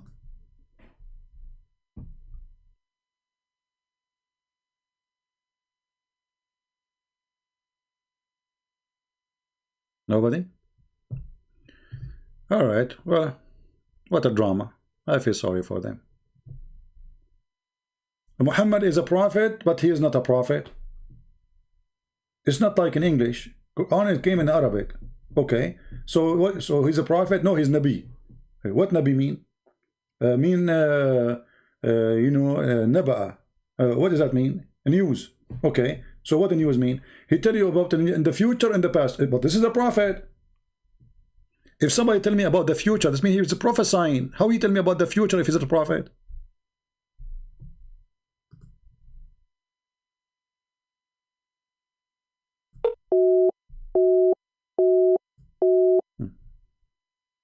I'm calling him.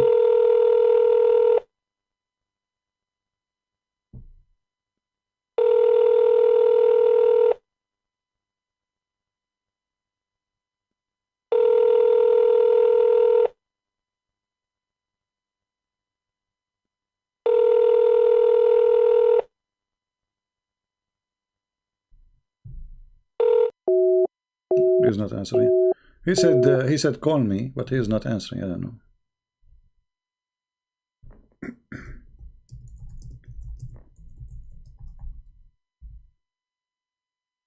Let's try again. Hello? Hello? Yes, Jamal. What happened? Why your father hang up? I don't understand. Okay, because it's actually true, bro. You keep going back. He answered one question, and you're trying to find just little things and stuff. When you brought up four questions and he answered four questions. No, he is the one who mentioned Pharaoh. So I said to him, how you say Pharaoh? Okay, the Pharaoh part. You speak Arabic, right? Yeah. You do. So you know there's a difference between Al-Fir'aun and Al-Fir'aun. My friend, this is not Al-Fir'aun. It's Ali Fir'aun. I'm talking about Ali Fir'aun, not Al-Fir'aun. So does Al-Fir'aun not mean the or the group of Fir'aun? It's not talking about the Al-Fir'aun. No, Ali Fir'aun. The second you say Al, it's mean the family, like Ali Lut. Ali Lut, Ali Yaqub. Okay, so the family of Jacob, correct? Ali Yaqub. Yeah. Okay. So when you say Ali Fir'aun, that means Fir'aun is the name of a person, because you say Ali Lut.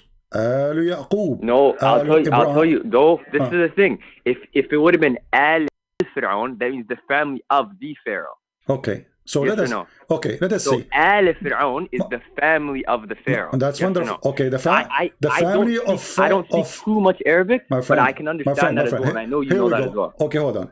This is chapter 15, verse number 59. It says, Ali Lut, the household of Lut. Correct?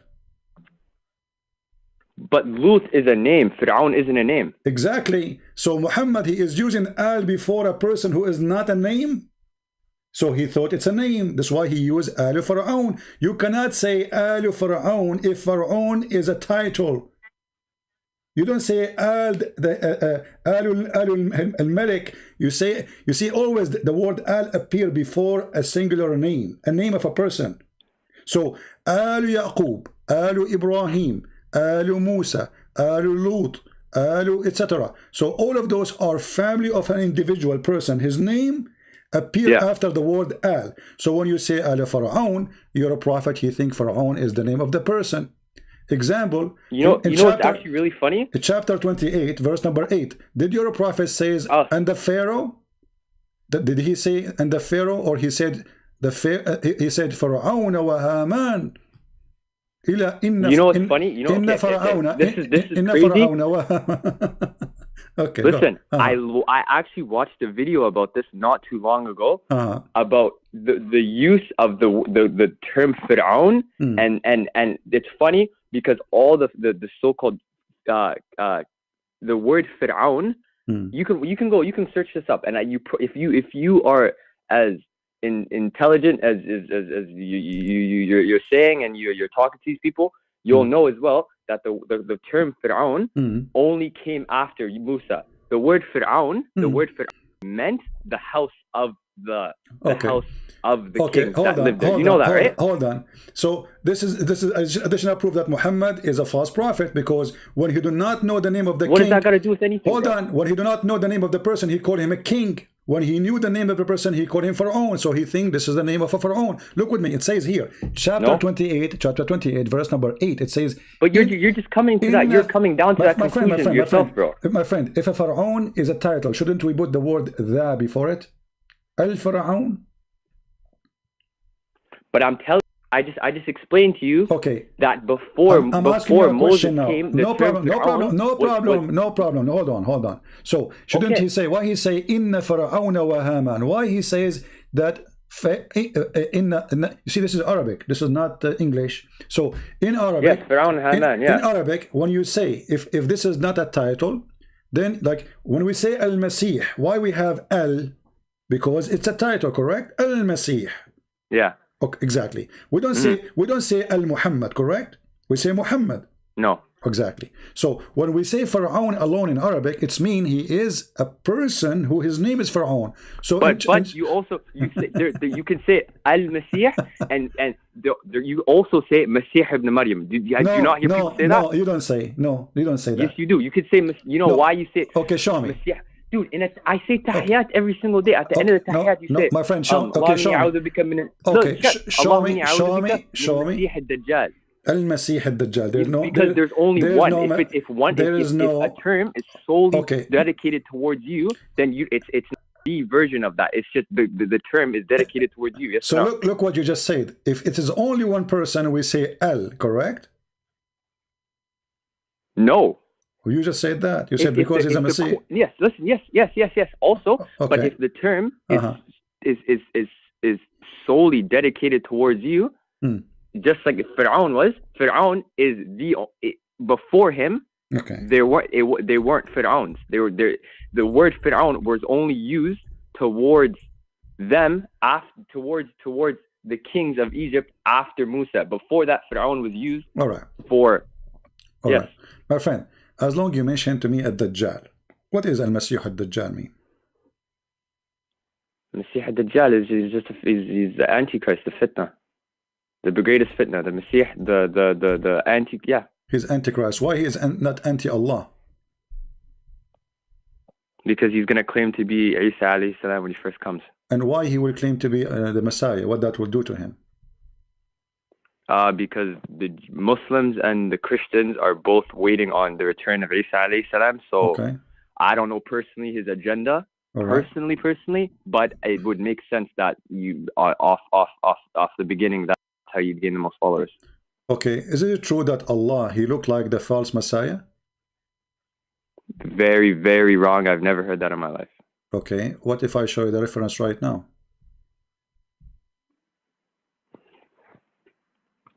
Anyways, brother, you can show me, and I, like I said before, I can only answer the stuff I know. If you're bringing up old stuff, I'm 19. I don't know too.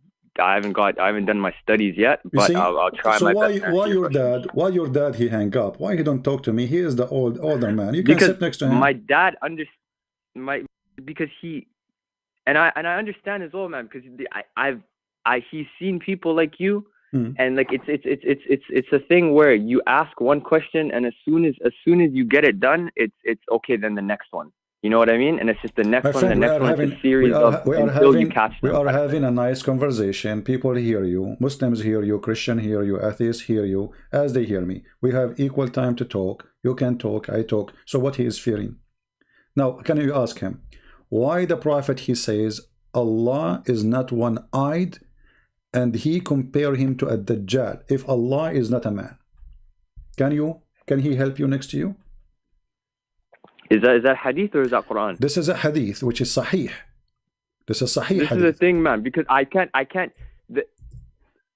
will give you the link. My dad will know more more questions about Great. the hadith. That's wonderful. If I can ask you to bring me any questions, bring me questions from Quran, because I'm a bit more educated in the Quran than I am. No problem. But your dad is there. Can you please ask him for me? How in the world? He doesn't want to answer. He doesn't want to talk to you anymore. Okay, no, don't talk to me. Can he tell you? So you can tell me. How in the world Allah, he looked like a man, like a Dajjal. The only difference between them is one eye. Is Allah is a man? He told me not to go back on the phone with you, so I can't answer him anymore. I can't ask him more questions. You are not obeying your dad now. Allah will punish you. No, don't say that. So, okay, you see, I will go with you. Forget about my question. You see, let us say I am a Christian and I'm 19 years old like you. I'm not 19, by the way. I'm 17. So, and you met me, okay. and you want to tell me about Islam. Huh? Okay, what do you want to tell me about Muhammad? How you make Muhammad a good person for me? Go ahead. You want to tell you the good things that he's done? Like what? Is that the question? Yeah, like what? When he lived... When the religion first came down and he lived in Mecca, he was ridiculed. They beat him up. They called him dirty names. As the years went on, as the Hijrah went, they got stronger. And on the return to Mecca, all the Sahaba were saying, "Oh, let's get back at them. Let's get our revenge." You're not focusing on my question. You're not focusing on my question. How you will convince me? No, I'm asking you how you can make Muhammad a good person for me. Okay, he went, they beat him up, etc. What does this mean? I mean, people beat up each other every day. So Muhammad, he became a prophet. How? How he became a prophet? I was just answering the good stuff. You just asked me that. I tell you about good stuff about him. And I was going to tell. Okay, but I mean, good stuff, because a good stuff, a prophet, he should be a good man, right? Okay, what make him good man? Okay, Muhammad, when Muhammad first time, he was pure-hearted. He was pure-hearted even before he got the Risala. He was a pure-hearted. Okay, what do you think about if your dad? I'm not trying to insult your dad. Don't take me wrong. You are married, and your dad come to your house, and then your dad he flirt with your wife. What do you think about that? Can I get some context or some proof? Sure, but I don't know what you're talking about. But tell me first if you agree with that. If that person he do such a thing, he is a good man. With my respect, your father. I'm not saying your father would do that. It honestly depends on what you define as flirting, I guess. Well, is it like that change from different person to person? Either this is bad or good. Yeah, because there's different cultures and different things are said. For example, kissing on the cheek could be seen as flirting. No. I'm saying flirting with your wife. Flirting is clear. He's like her. He want to have her. So I'm talking about kissing in the cheek. Okay. So can you tell me what he said? So I'm asking you, when a man he see a woman and she is married to his son, Okay. and he flirt with her. Is he a good man? Yeah. If you're talking about flirting in the way I think flirting is no, but I doubt this is a trick question somehow, and you're gonna try to reveal that after. So So I mean, how did he flirt? He didn't have any sons, why you are afraid to say what you believe? If a man he come to your house, let's because say you you're trying to catch let us say, bro. I know. I see what no, you're I'm trying to not do. catching something. I catch it already. Yeah. You know, you are afraid. You are afraid to answer. I mean, if you are a Muslim, and Islam teach you to be decent, then you should say right away, this is wrong. This is wrong. Okay, sure, bro. Okay, sure. So keep going. It's wrong. So we agree, me and you, that if I am your friend, or even I am your father, which make it more horrible, I shall not go to your house and flirt with your wife because she is pretty. Do we agree on that? Okay. So if we show you that Muhammad, he did such a thing, he went to the wife of his son and he flirted with the wife of his son. Are you saying the Prophet ﷺ had sons? He have a son from adoption. Muhammad cannot have sons. He is a appointed man. He cannot have kids. He did have kids. No, he don't. This is why he's adopt. If you have kids, there's no need to adopt. People who adopt because they have no kids. This is tafsir. So he didn't have any girls. He don't have anything. He don't have kids. He don't have daughters. Those are daughters of Khadija from previous husband. Khadija, she have 2 husbands before him. All right. Now, if we go to book Al-Qurtubi, and I will put it for you in the screen, and this is volume number 14, page number 190. It says here, and you speak Arabic and your father speak Arabic, he can sit next to you and he can laugh at a man you claim, and he claim that he is the most wonderful person in the history. He come to his son when the husband is not there. I mean, why you come there when the husband is not there? So it says here that the Prophet Ata Zaydan yawman yatlubuhu. So he came to Zayd one day seeking him, and he found Zainab, and she was white, and she was big and beautiful, from the most beautiful women of Quraysh. Fahawiha. Tell me what hawiha mean. Do you know? I don't. He loved her. He loved her in a lost way. Hawa is air, like air. So he fell into her air. He's lost, not love. This is a lost. What kind of a prophet? He go to his own son. He see the wife there, and right away she's standing, and it's in the same page later we will see that she was wearing sexy clothes, and the wind. So you're talking about Zainab? Zainab, yes. Zainab, yes. So is Zainab? Who's the son? The son is Zayd. And who's Zainab? His wife. So, Zayd's wife. Yes, and Zayd is the adopted son of your prophet. So when your prophet, he found her, he saw her. And so Zainab isn't the daughter of the Prophet ﷺ? No, this is Zainab bint Jahsh, the daughter of the donkey. This is a different one. So this isn't Zainab. This is not Zainab bint Hamid. No, okay. Muhammad don't have children, my friend. I just told you. Anyway, this is why he adopted. So listen carefully. So you go to your son, you adopt him or not. Let us say he's a friend. I mean, what kind of a person? He go to his friend house. Imagine you have a friend or you have a cousin. He come to your house and he flirt with your wife, and it says, and he fell into her. He want to have sex with her. Fahawiha. What kind of a prophet he is? So what kind of hadith is this? Can I see it?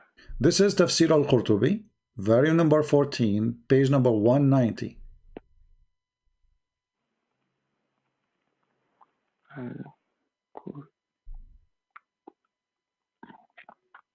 And we can use Google Translation, in case. I wish your dad can join us. Too bad,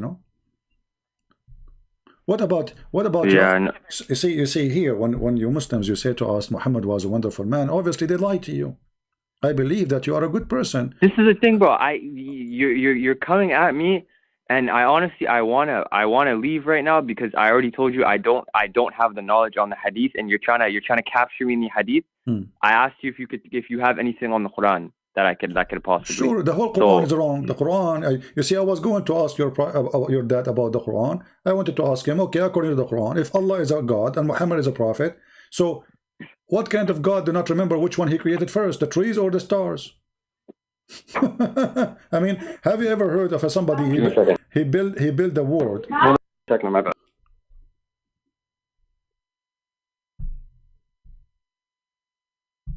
Hello? Give me one moment, my bad, huh? No problem. Give me 1 second.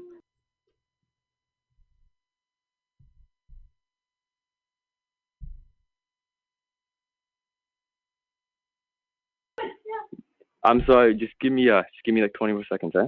No problem, no problem.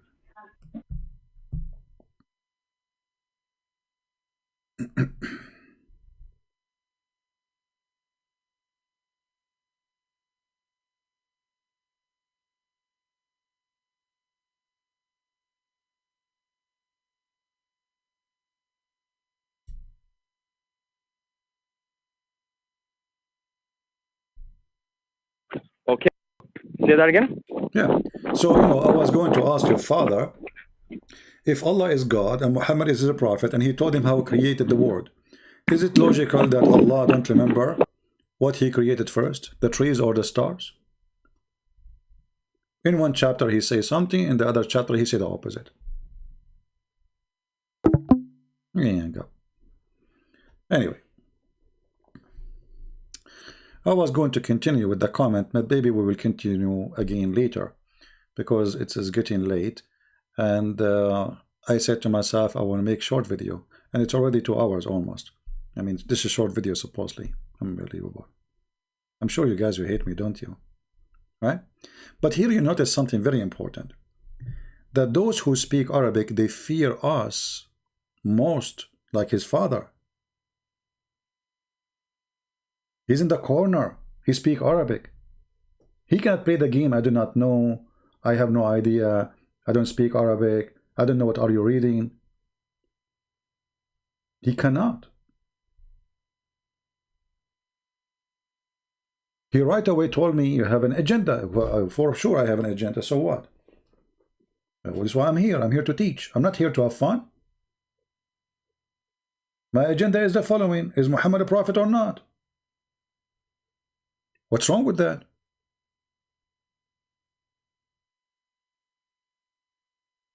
And because you could not prove that he is a prophet, you hang up and you run away. The son is better than the father. The son is more brave. The father, he acted like a kid. We did not insult him. We did not say a bad word to him. We speak to him nicely. We call him Mr. Nothing, I mean, there's no reason.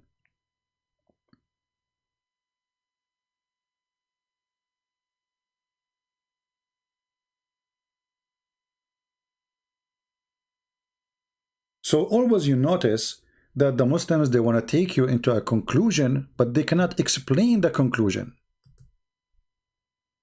Have you ever heard of such a thing? You want to give me a conclusion without a proof of it? He's a prophet, that's it. Don't ask questions. Like, why is what make him a prophet? Because he's a prophet. But what make him prophet?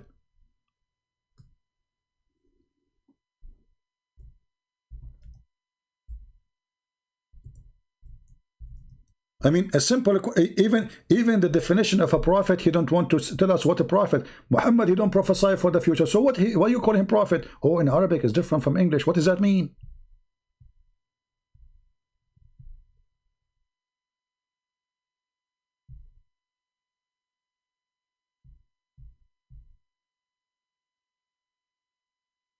I mean, what does that mean exactly?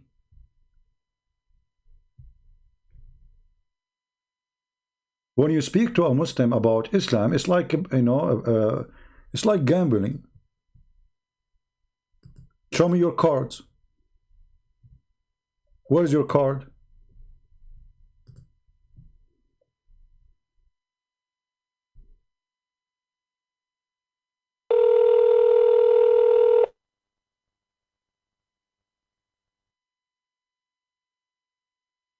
Hello?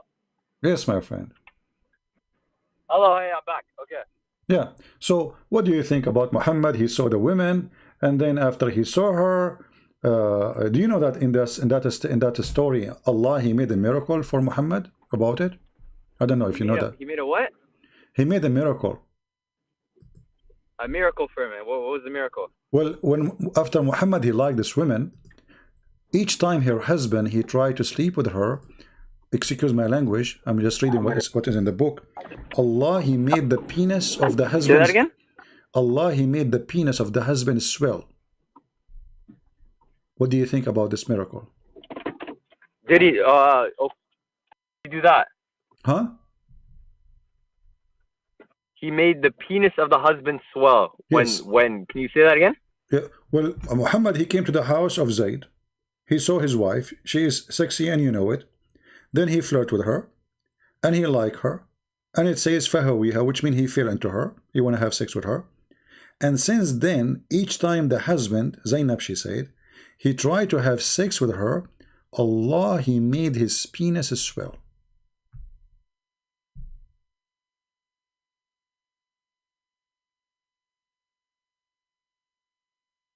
What do you think?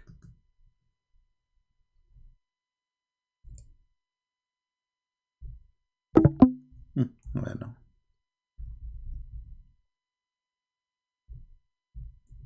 Only with Muhammad those miracles happen.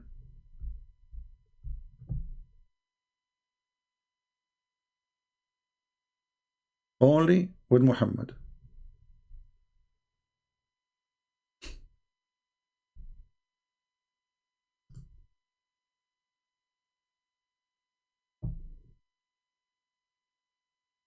Any other Muslim would like to call us? Islam is just a game. And the funny thing about Islam, Muslims don't have cards. They don't have cards. They have fabricated stories, fabrication.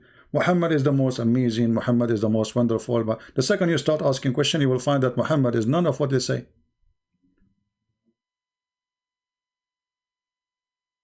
Watching cartoon is better than, listening to Muhammad's stories. I mean, the guy, he liked the wife, and then Allah, he made the penis as well. What is that?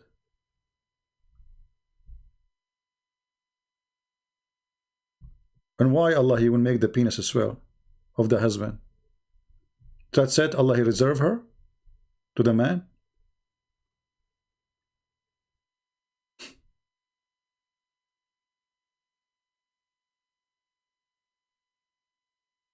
Where is the decent man? Where is the good man? Muhammad was the most decent man. Muhammad, where? How? And then Muhammad, he made verses claiming that Allah told him to have her as a wife. See how he used God? God in Islam is just a vendor. He's a vendor for the desire of Muhammad. That's why Aisha, she said, Inni ara rabbuka yusari'u ila hawaka ya Muhammad. I see your God. He rushed into your desire, Muhammad.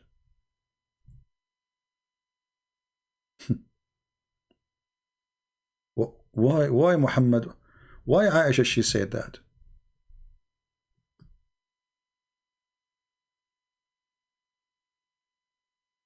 Why God, he rushed into the sexual desire of Muhammad? What is the connection between God and Muhammad private part happiness?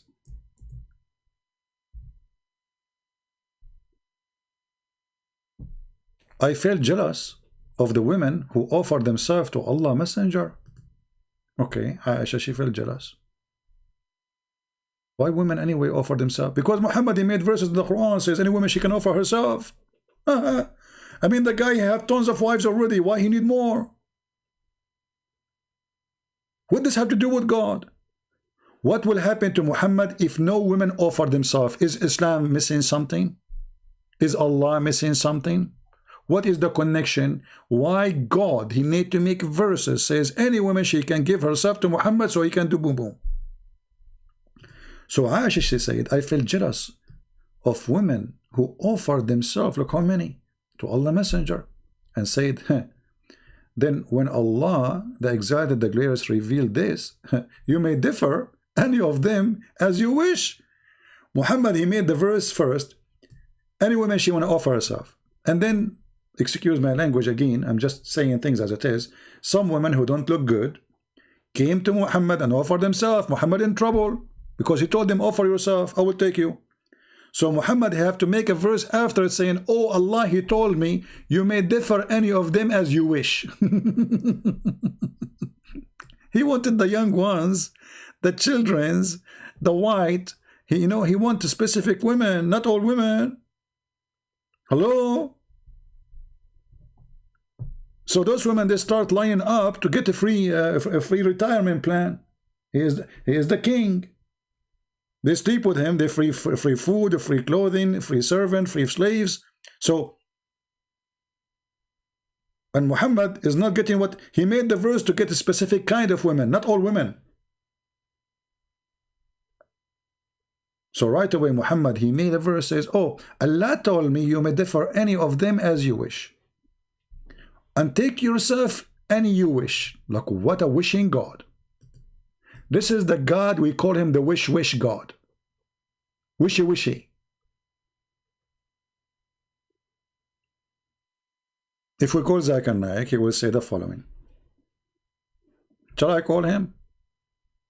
I don't know, maybe Zakir Naik, no, I think it's morning there for him. Is it morning or it's night time there? I think it's morning, right?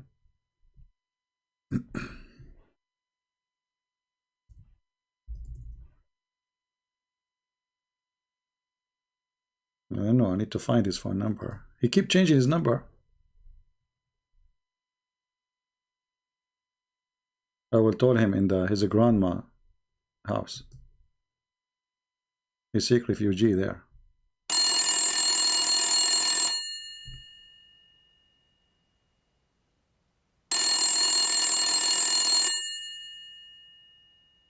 Christian Prince, hey, don't call me. Zakir Naik, hold on. How in the world in such an odd number have no screen to see it is me? It's only you. There's nobody call me in this number except you. Because my grandfather is deaf and he cannot hear the phone. And nobody call her. And you're the only one who called me. Okay, Zakir, cool down.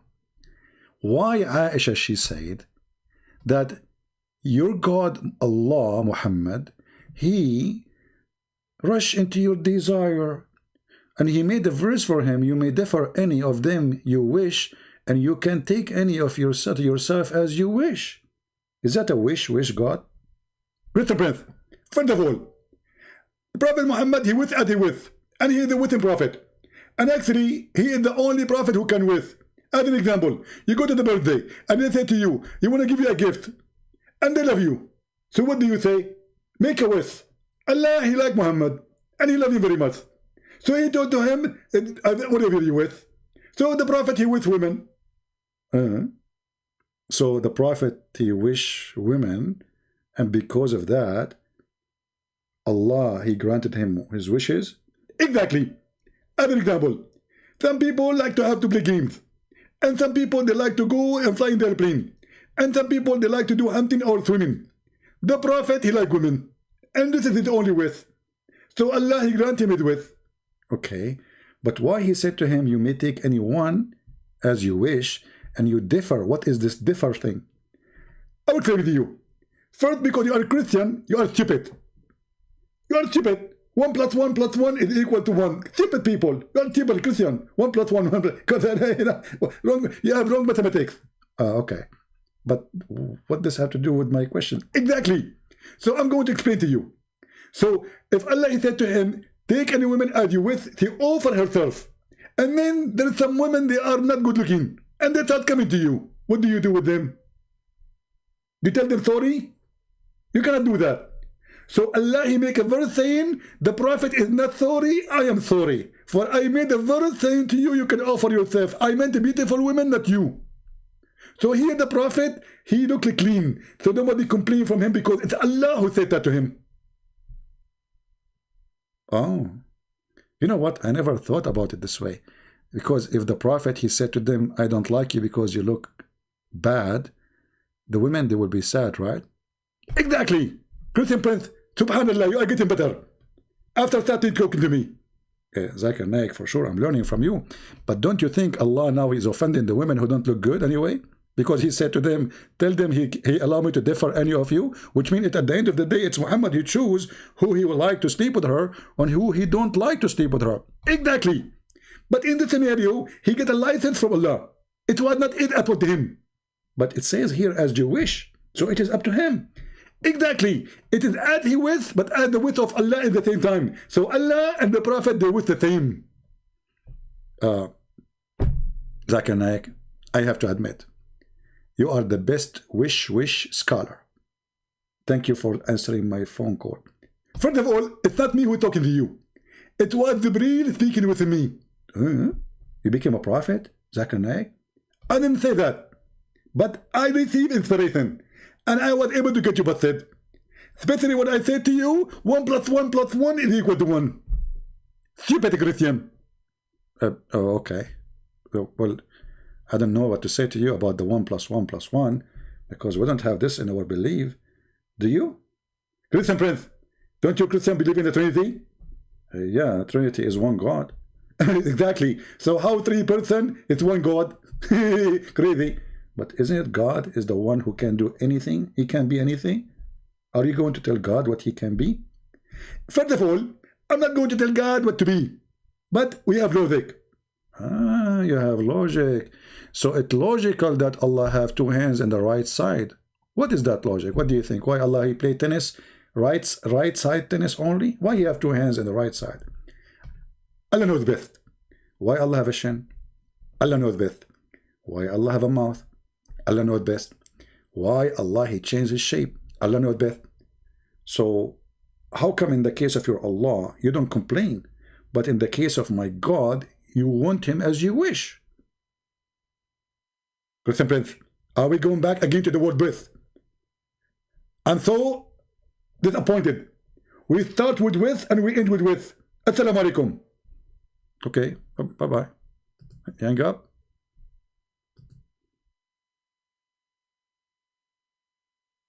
Wish.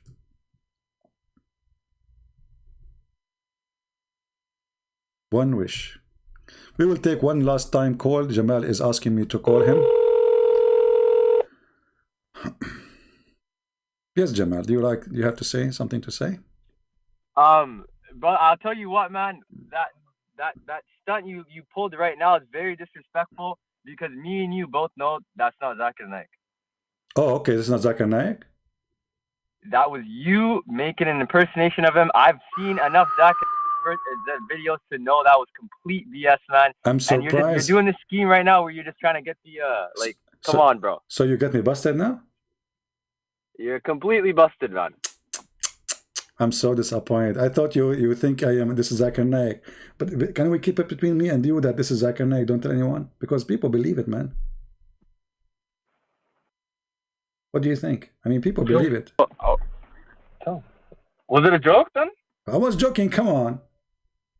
Okay, good. Okay, yeah. Okay. Like, hello. So as long as your dad is next to you, why you don't talk to me? Say hello to him from me. He's a nice guy. It's not. Our dad's not home right now. Sorry, this is his brother, but is your brother? Our dad's not home right now. Oh, okay. Yeah. Yeah. Sorry, I just overheard the conversation, and I felt like I had to butt in. But be honest with me. Doesn't sound like Zakir Naik himself. I'm good, right? I mean, it's not a bad impersonation. I'm not gonna lie to you. Like you kind of killed the lisp and the accent. It's not bad. Do you remember Zakir Naik when he said they asked him about why only men they will have hur? You know? Or actually, hold on. They asked him why there's only men prophet in Islam. Do you know what he said in that video? No, I never watched that video. Listen to this. Don't hang up. He said, the sister asking question, why in Islam there is only men they are prophet? The answer is very simple and very logical. There is only men in Islam to prophet because if a woman to become a prophet, they have to do wudu, and they have to bend over. And if they bend over, that will disturb the congregation. And if they disturb the congregation, people brother, can't focus. Bro, sorry to interrupt, Can you send me the video where you I don't know, because the voice sounds a lot deeper. Maybe it's on the phone. I'm not sure what it is, but you can search it. Search for this title: Why there's no women prophet in Islam. Zakir Naik. You will find the video. You will die laughing. Okay. So he said the reason there's no women, she is a prophet in Islam because she bent over and then people they will see her ass. I mean, what kind of a scholar is? Is that an answer of a man? So are you talking about why they can't be prophets, or why? Yes. Because why? I'll tell you what. Yes. That specifically has to do why they can be an imam or not. No. That has nothing to do Why with she the prophet. cannot It's be? just an imam and a prophet. No. My friend, the question That was. is why. That's why women can't lead prayers, brother. Not because not prophet. No, this is They not. can't lead a prayer my because friend- they can't be in the front row bending in My front of a friend, bending. it's not up to you. It's not up to me. This was the question, and this was the answer. And let me search for the video. Why there is no women prophet in Islam? Zakir Naik. Let us see. Oh, here we go. We found the video. Are you gonna play it? Let us see if I can play it, because sometimes there is copyright over videos. You know how it is. Let us see. Let us skip the commercial, and then we go to. Why are there no women prophets in Islam? If by prophets you mean that a person who receives the message and who acts like a leader to the people, then I can say for sure that in Islam we have got no women prophets. And I think it's right, because if a woman has to be a prophet, the Quran clearly states that man is the leader of the family. So if the man is the leader in the family, how can he lead the whole people? How can a woman lead the whole people? Come to the second part. A prophet has to even lead the congregation prayers. And as I said earlier, that there are certain postures like Qiyam, Ruku, Sujood, standing, bowing, and doing the Sujood prostration, which if a woman prophet does, the congregation behind will get disturbed. Did you hear it? So if she's a prophet and she's bowing down, then all the Muslim will look at her ass. Did you hear it? okay. I couldn't hear it, but I went through the exact same video. Number one, I don't want to get into technicalities because that's really not the point of what we're talking about here. Yeah. But the acoustics are completely different. But regardless, I went through the video, and what Zakir Naik is essentially talking about is that there are different socioeconomic and gender roles that women have, contrary to men. And like what? given that time, like what? 1500 years. Like what? Sorry? Isn't it Muhammad was working? For example, isn't it Muhammad was working for Khadija? Sorry? Wasn't Muhammad working for Khadija? Working for her. That's pre-Islam. Okay, so pre-Islam women, she was strong. She is a leader. She gave order to Muhammad. After Islam, you're giving me the example of one woman. If you were to give me the average woman, not the average woman. Women in Arabia, they were really powerful and they are strong, and even they have a queens. And if you go, you search not only the Arab, even the Aramaic, even the Egyptian, they have a queens who rule. So any woman, she have money, she have etc. She became a leader. Very simple. There's a woman. And yet the leader of the Quraysh were all men. No, there's a woman. Her name is Qurfa. Go and check your prophet. He killed her in his time. She's so how many men relative to women would you say? My friend, we understand. It's a society of men. But the answer is stupid. I mean, so the woman, she cannot be a prophet because of her ass. This is the thing. You're bringing up a general point, and you're sorry, not a general point, a specific point, and you're overlooking the whole. I am not the one who brought it. I am not the one who brought it up. It is your Zakir Naik. I'm just saying to you what he said. In the video? He just said that, Where in the video? Go to the minute. And here's the thing. You're taking that completely out of context. What? He's referring. No, he said. Okay, when the woman. Let me play the video again. Watch the stream. He said clearly that the women, she have to lead the congregation and she have to do certain things like sujood, and she should do that. That would disturb the contradiction. What? Well, because what is going to disturb the people behind if a woman, she is doing sujood, bowing down? You tell me. What will disturb them? So was that the only point he made on that problem, or was there other points? He made 2 points. He says the man is he made 2 points. He made 2 points. He made 2 points, but both of them are funny. Both of them, my friend, both of them are funny. Let me tell you why. Because tell me what they were first of all. Okay, he said that the Quran says that the man is the leader of the women. He said that. Do you agree with that? Is the what? Is the leader of the women. Yes. Okay, so just say both points, okay? All right. And then he says, and the other second part, he mentioned the word second, the second part, that the women, if she have to do certain, a kind of movement, like sujood, etc., and wudu. So if she do that, that would disturb. You're skipping the whole first 2 minutes of the video, bro. There's several points in the first 2 minutes of the video that you've completely skipped over.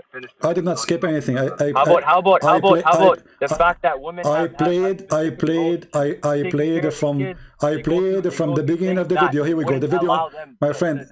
The video in front of me. I played it from point 0 to point 103, and then I stopped. People, they can see the line. Can you? Is it on YouTube? Yes or no? Yes, in YouTube. Just search. Just search for this title. Why are there no women prophet in Islam? Now. In Islam, right? Yeah. So, do you agree with him? Okay. Can we? Here, we'll play it out right now. Okay.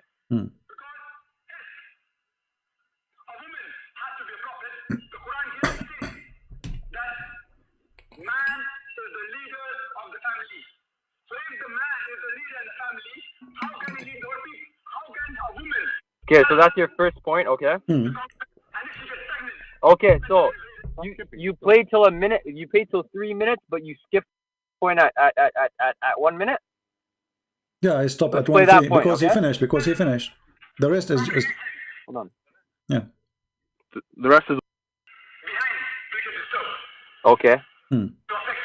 Stop skipping. No, because we had it. You missed it. She is. And if she gets pregnant, but natural, she will not be able to do her duties for a few months. Okay. So there's one biological factor that you, for some reason, you just didn't want to bring up just for convenience sake. What is the biological factor? What is that? What is that? That a woman number. Here, play it back. Can you hear it? Yeah, he said if she do sujood and wudu.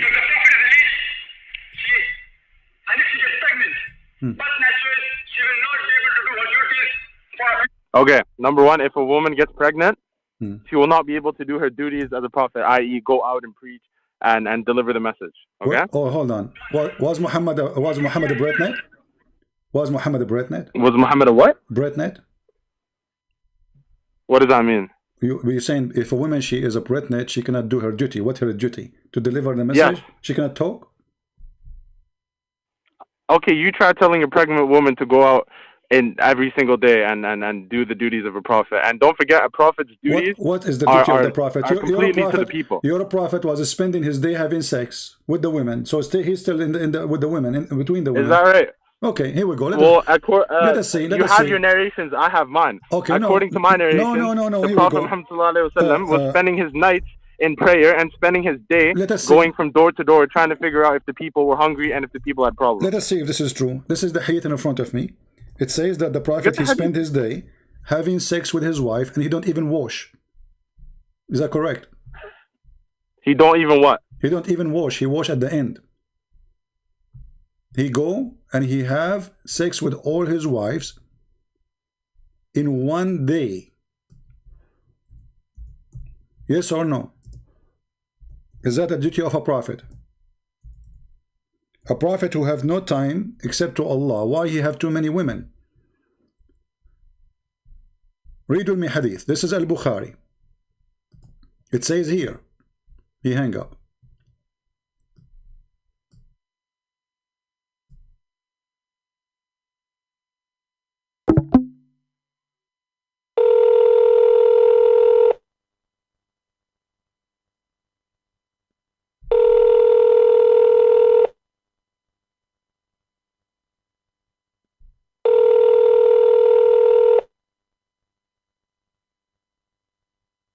You guys, if you have a black screen, just refresh your page. Refresh your page if you have a black screen.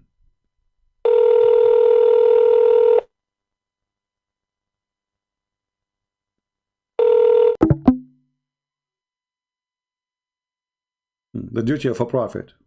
Well, what is the duty of a prophet? To have sex.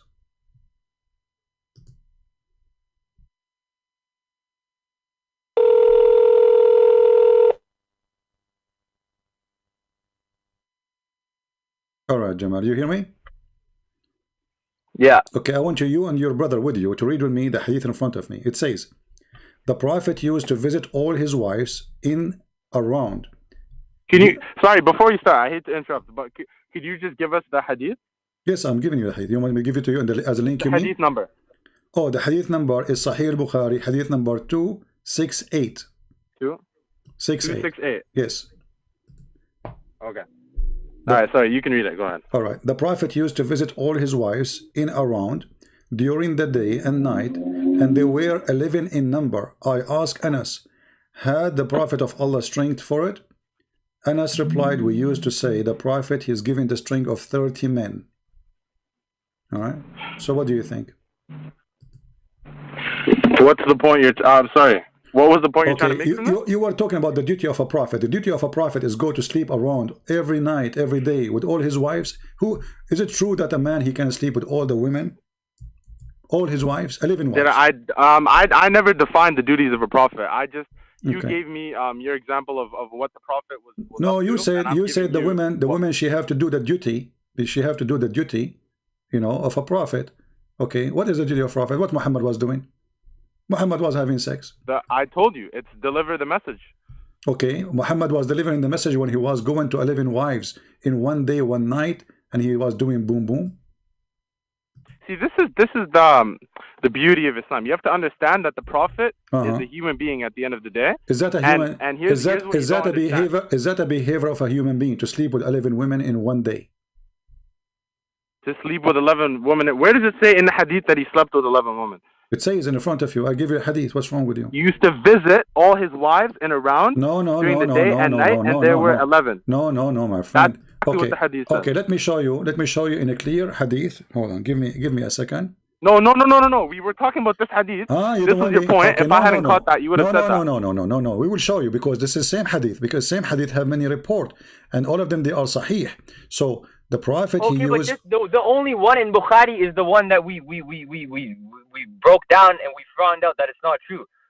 Okay. So if the highest narration of Bukhari is the one that doesn't say that, why are we gonna go to other ones? Okay, let us see. This is the Bukhari. I will give you Bukhari. What's wrong with you? Don't you want Bukhari? We won't give you Bukhari. Okay, Bukhari. Take it easy, my friend. No. It's all good. It's good. Okay. It's discourse at the end of the day. Yeah. All right. Let us see this hadith. Let me put it for you in the screen. But I know this is the problem that I have. This is again. Jamal told me what was going on with her dad. So you bring up a point when it's conveniently something that either we don't have the knowledge of because we're young or whatever, or we get you on it. It's just conveniently moved to the next point. No, you do not get me. Here we go. Anas said that the prophet I want the used same to have... hadith. I don't want another hadith. No, this is the same hadith. Why was this one allowed 30 seconds ago but not allowed now? This is the same hadith, my friend. The same hadith. The same reporter. The same hadith. The same reporter. Your prophet used to, even it's mentioned here additional, that he used to do only one time wash. He washed only once. Okay, where's the hadith? It's in the front of you. Here we go. Read it. We're not on the messenger. Right now. Sorry, the messenger of Allah used to have sexual intercourse with his wives with single bath. Another hadith. Here we go. The prophet used to have intercourse with his wives one after another with a single bath agreed upon. What's the hadith? Where can I find this hadith? It's in front of you on the screen. Can you send it? Okay. Well, unfortunately, the only accredited source that I refer to is Sunnah.com. Yeah. And Sunnah. Sorry. This is Sunnah.com. I'm showing you Sunnah.com. So what's the number so we can search it up, brother? Here we go. I don't know what's on the screen. Here we go. The link in front of you. Go ahead. The link in front of you. Oh, I think he's talking about the top. The link in the front of you. And is it having sexual intercourse and repeating it and engaging with one's own wife? With one bath. One bath. He sleep with his wife one after one, without washing. He wash at the end after he finish all of them. And this is, it says there. It says Sahih al-Bukhari. Read with me in the side. Read with me in the side. Rawahu al-Bukhari 268, 284, 5068, 5215. And then, and Rawahu Muslim, hadith number 309. So, what we will say now. Your prophet was so busy having sex with all his wives one after one. And you were talking to me about the duty of the prophet. Is that normal that a man, he sleep with 11 women without even washing?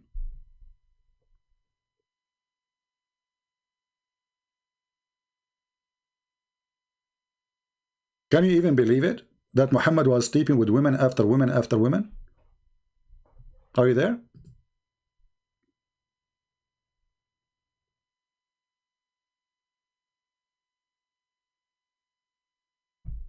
I know what happened. I don't hear you, my friend. Are you talking? Let us call him again.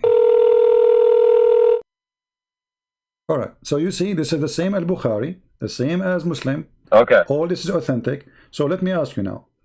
Is it really normal? Is Muhammad a beast? I mean, don't you clean yourself after you finish sex with one woman? Did Muhammad heard about sexual diseases, sleeping with women after women after women after women? Without washing? Sexual, okay. No, hold on, because this is kind of an issue here, because if we're talking about one single problem, we were talking about, you wanted to bring up, normally I would think if you were trying to convince me that, let's say Islam is a false religion or it's a cult or this or that, you would bring up points that are fundamentally wrong with the general aspects of the religion, rather than I just showed you fundamentally Muhammad go to his own son wife and he flirt with her, and then he take her, he sleep with her. Isn't it this is wrong? No, but this is the thing. If you showed me reasons, for example, why when this is the thing, you're bringing up hadith. I told you, brother, bring up stuff in the Quran. You brought up the Fir'aun prophet, the Fir'aun Here we go. My friend, okay, my friend, this is in the Quran. The story of Zayd and Zainab is in the Quran. Is it now? Where is it in the Quran?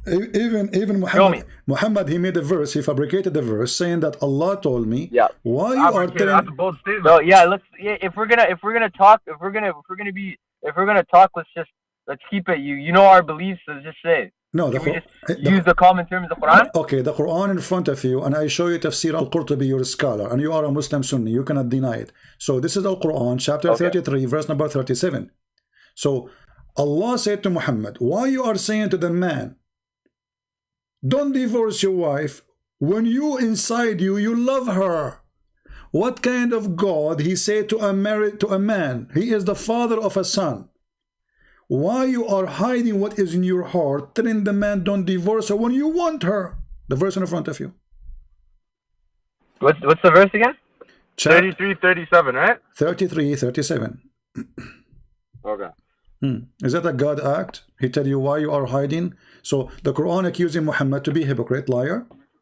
He tell the man, don't divorce your wife. When Muhammad, he was there flirting with her 10 minutes ago. You give us a second. We're looking at the verse right now.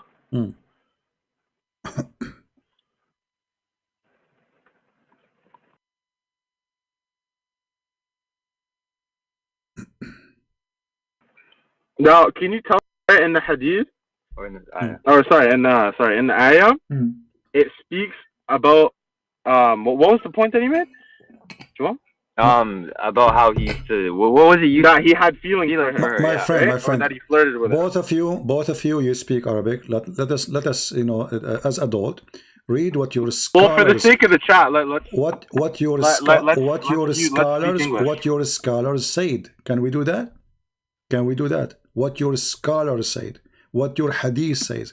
So here it says, and I will show you in the screen, and I can copy the text and give it to you, and I can give you the link, or I can give you whatever you want. It says that the Prophet of Allah, he visited his son when the husband was not there, and he fell into the women. He wanted her, so he flirted with her, and he said to her, praise be to Allah, the one who made my heart flip for you. Let me see if I can send you the text. Here we go. You got the text. Can you read it?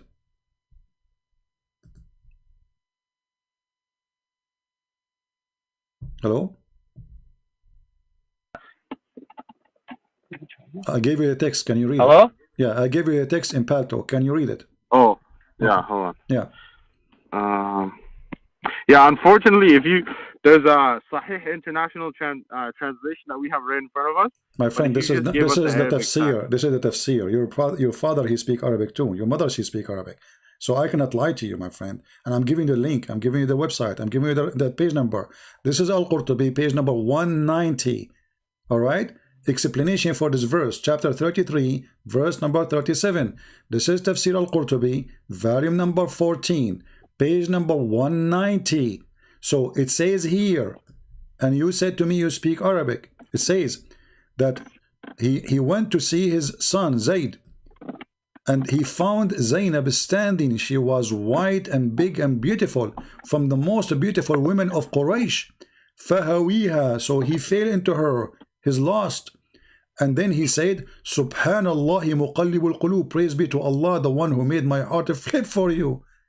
The man is a flirting with the women in her house, and she is married. What do you say? I'll tell you what, bro. We have the I don't know what translation you're getting. The translation we have right now doesn't say that. My friend, what translation? You can read the translation we have. Okay. Do you already have? The thing is, you have these points already set. You have the right material for this. Okay. Search it up on 1 second on Google, and the translation here is completely different from the one you have. What you search? You search Al-Qurtubi? I searched up the translation to that ayah. So the first one that's gonna pop up is definitely gonna be the. Who said I am talking about the translation of the ayah now? I am talking about the book of Al-Qurtubi. Listen carefully, my friend. This is, here we go. I will give you the official government website of I the told you, but what did we say, bro? I want direct evidence. I don't want somebody else's opinion. This is not opinion. This is your prophet's story, according to your prophet, according to Aisha, according to Zainab. Zainab is talking. Also, this is the Quran now. This isn't the Quran anymore. We stopped doing the Quran. We told you, bro. Okay. We can't. How we understand the Quran? How we understand the Quran? Is it okay to go to the tafsir or not? Okay. You Muslim Sunni, when you understand the Quran, do you go to the? Yeah. Do you go to the tafsir? Yes or no? No, the tafsir for it. Okay. Okay. Yeah. So I'm showing you tafsir. So what's wrong with that? I'm not giving you my story. This is your tafsir saying that Muhammad, he went to the wife and he is flirting with her. He want to sleep with her. So why you are okay, but this is the issue. This is the issue. You're talking about Quran ayah. Then now all of a sudden it's tafsir. You're contradicting yourself. No, my friend. Now, okay. if you gave me, I just asked you how we explain the verse. You told me you have no knowledge. So what we will do? We have to go to the tafsir. Do we agree? Do you agree or not? Somebody's interpretation of it? Yes. We have to go to the scholars. Right? So here it says, this is hadith mentioned in At-Tirmidhi, and this is hadith mentioned in Muslim, and this hadith is mentioned, etc. And this is hadith mentioned in Al-Bukhari, and this is hadith mentioned from Anas. And look what it says here, that Zainab, she said, that after the Prophet, he came and he flirted with her, أمسى زيد فأوى إلى فراشه. قالت زينب لم يستطع زيد وما امتنع منه غير ما منعه الله مني. So Zayd at night, he came to sleep with me, but he could not, because Allah, he did not allow him. How? Let us hear carefully. It says وفي بعض الروايات إن زيد تورم ذلك منه حين أراد أن يقربها. So Zayd, his penis swelled when he tried to have sex with her. Okay, so can I tell you something? Okay, tell me something. Let me tell you something. Tell me something. The Prophet Muhammad ﷺ is probably, if not the most documented man in history. Can we come to that conclusion? Yes or no? No. There are more things about him more than Ben. No, because you just told me you didn't agree with this.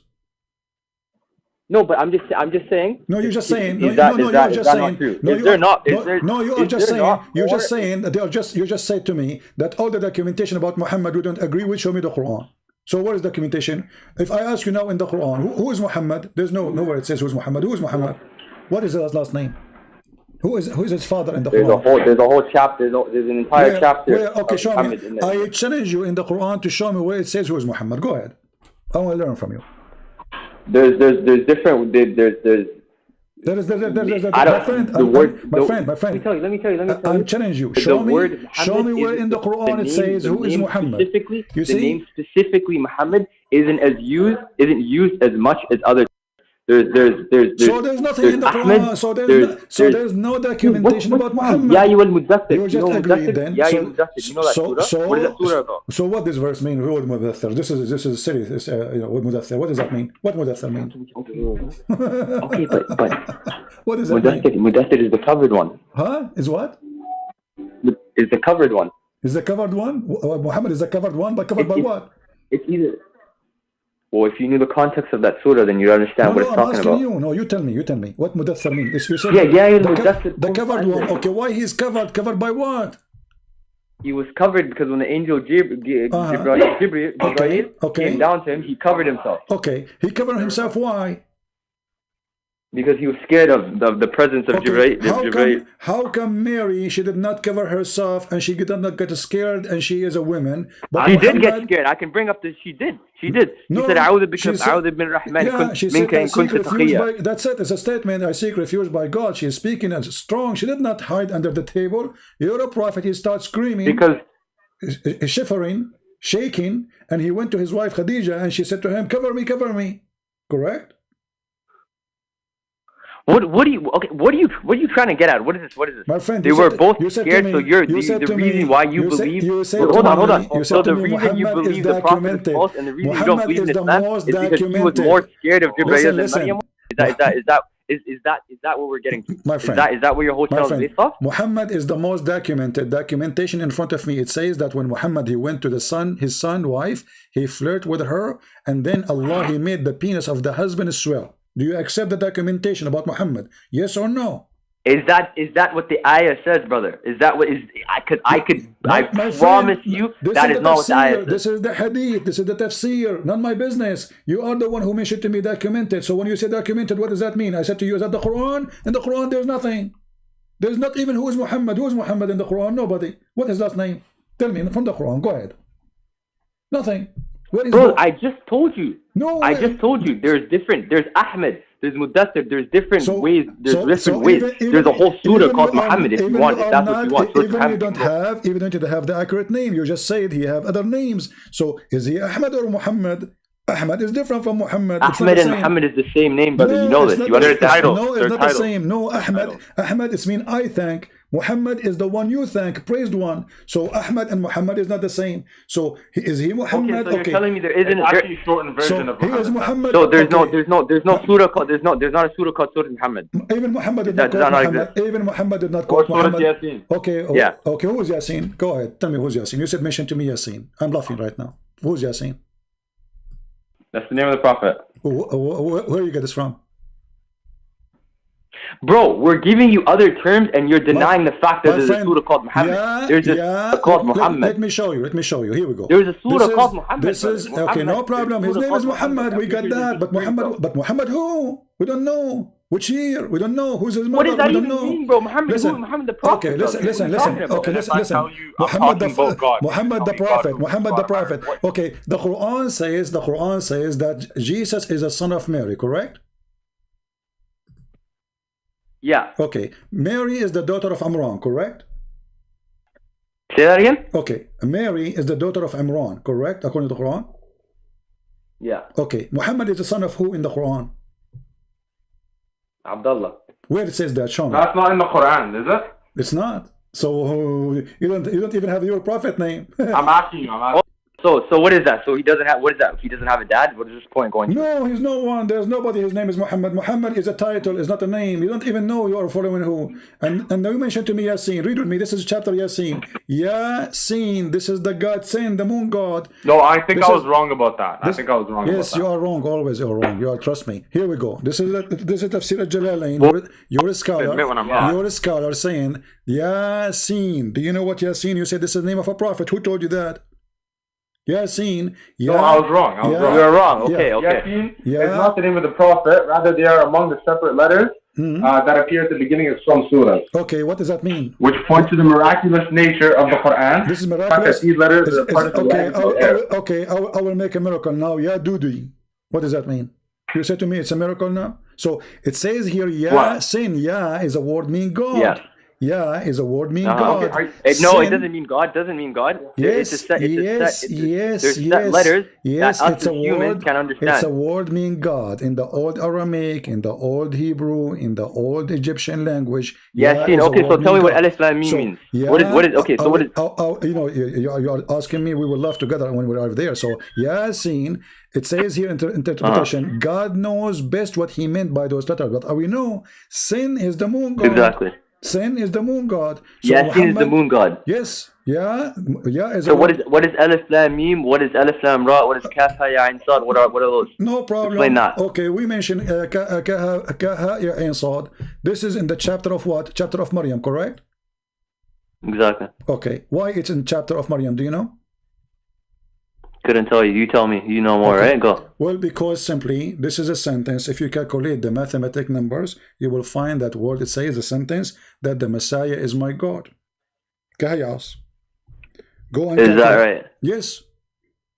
The Messiah is based on what numbers? Based on what numbers? The numbers or the mathematic of the alphabet. The alphabet have mathematical numbers. So each number is equal to a letter alphabet.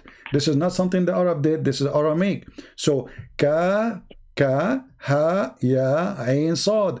If you put them together, you will come with the number which is equal to the number which is mean the Messiah is my Lord. And this is why it is in chapter Maryam, verse number 1. Otherwise, I challenge you to tell me what it does mean, if I'm wrong. Okay. Now this is the whole problem here.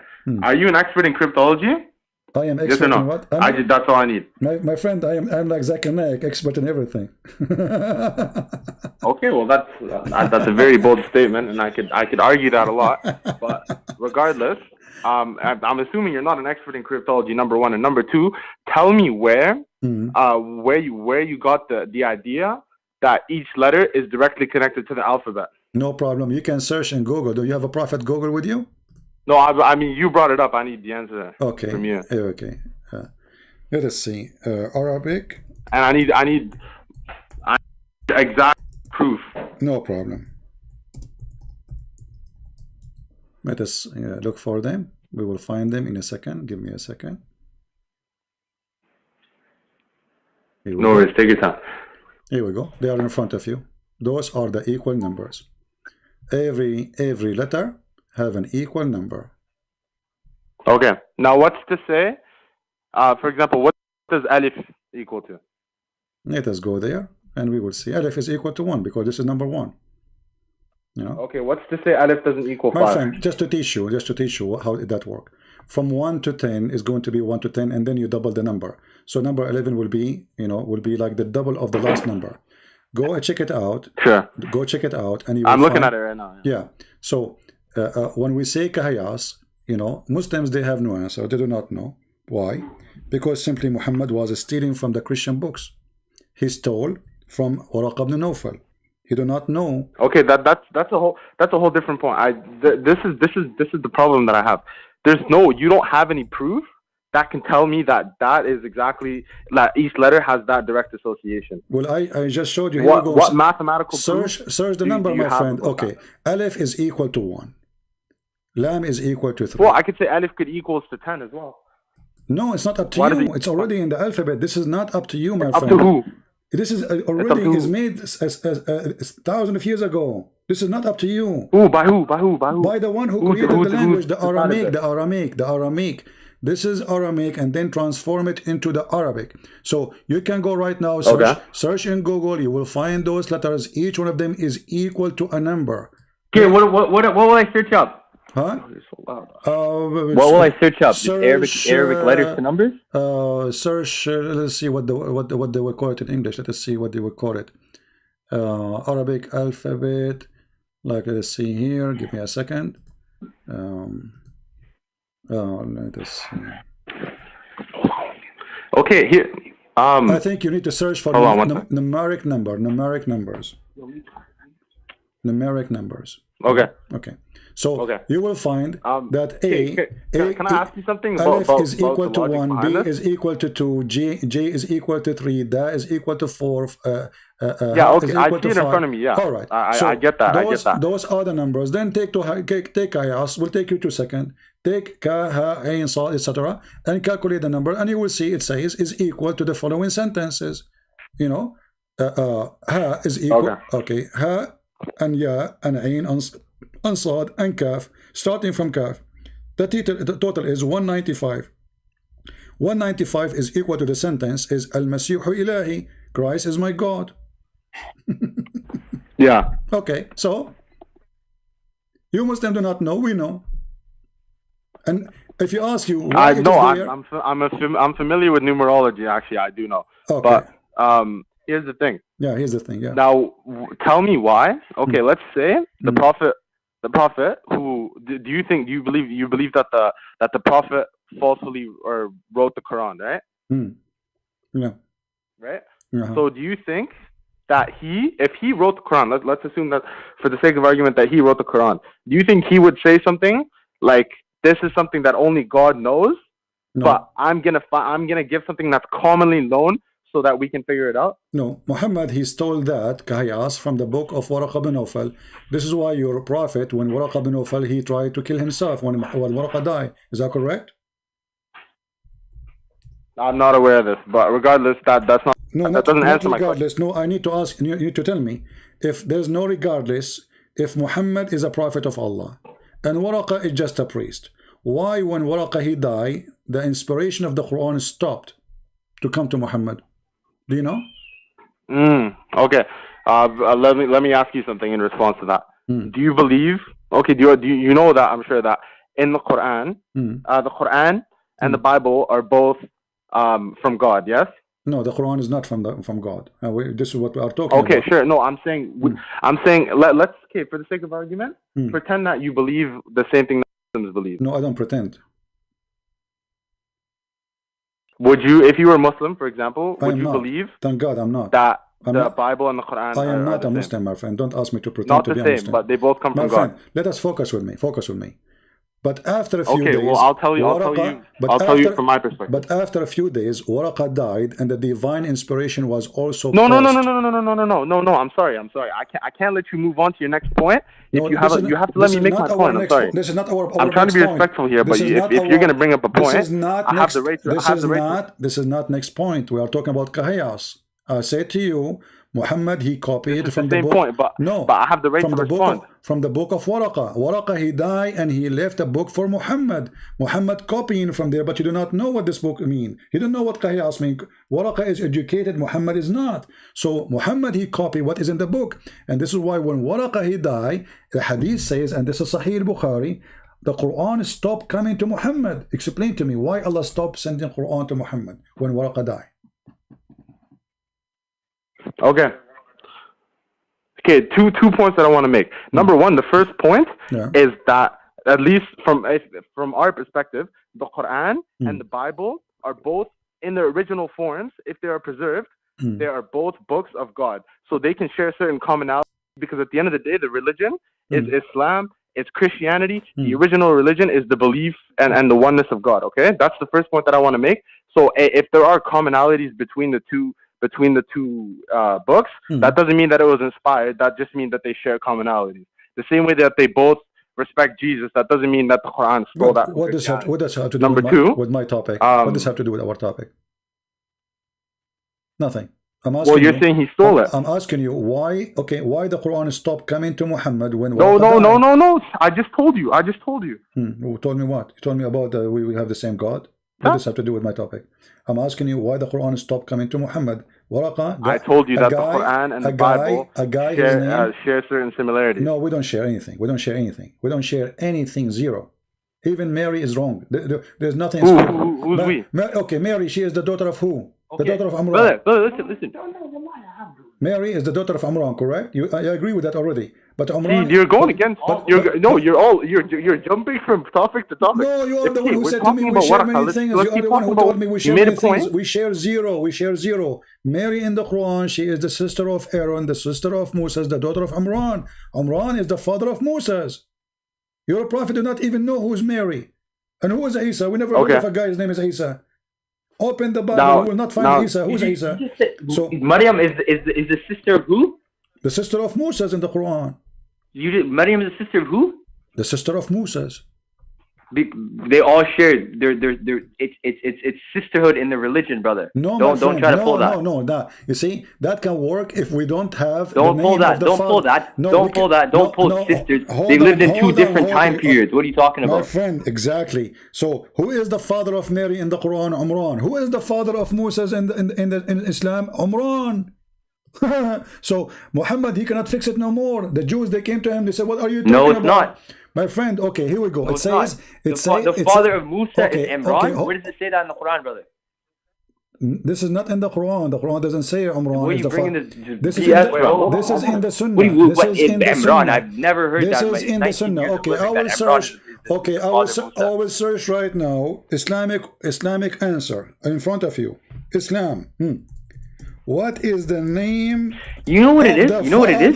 You have this whole Sunnah lock. Bring up anything in the Quran. Anything in the Quran will get you a second ago you said to me we have the most documented prophet. You can't flip anything from the Quran. A second ago, the Quran, there's nothing. I told you Muhammad do not know. You know why I said that? You know why I said that?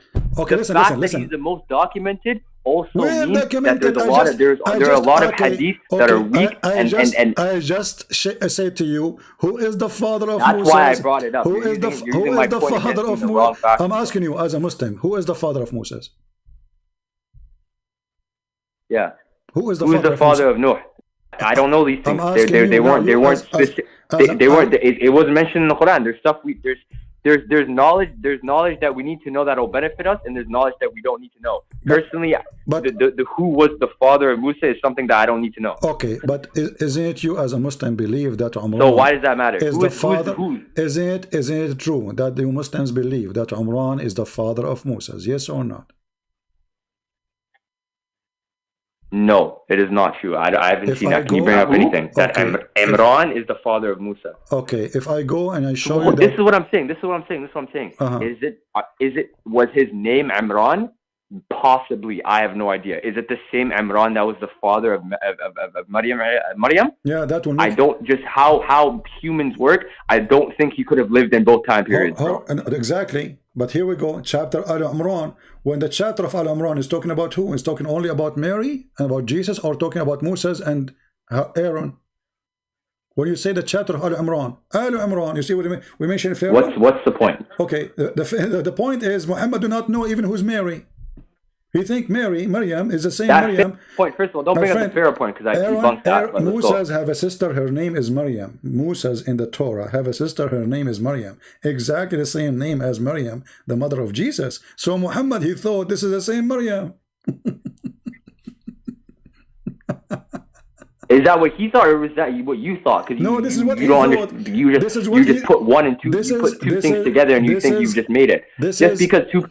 Bro, I have my sister's name was she the wife of Adam? My friend. Bro, what are you talking about? We understand. What does this even mean? What your sister have to do with this? They have the same. Even if they had the same name, you're saying it's the same person. You sound stupid. You sound right now. Okay, so why your prophet he changed the name of Mary father?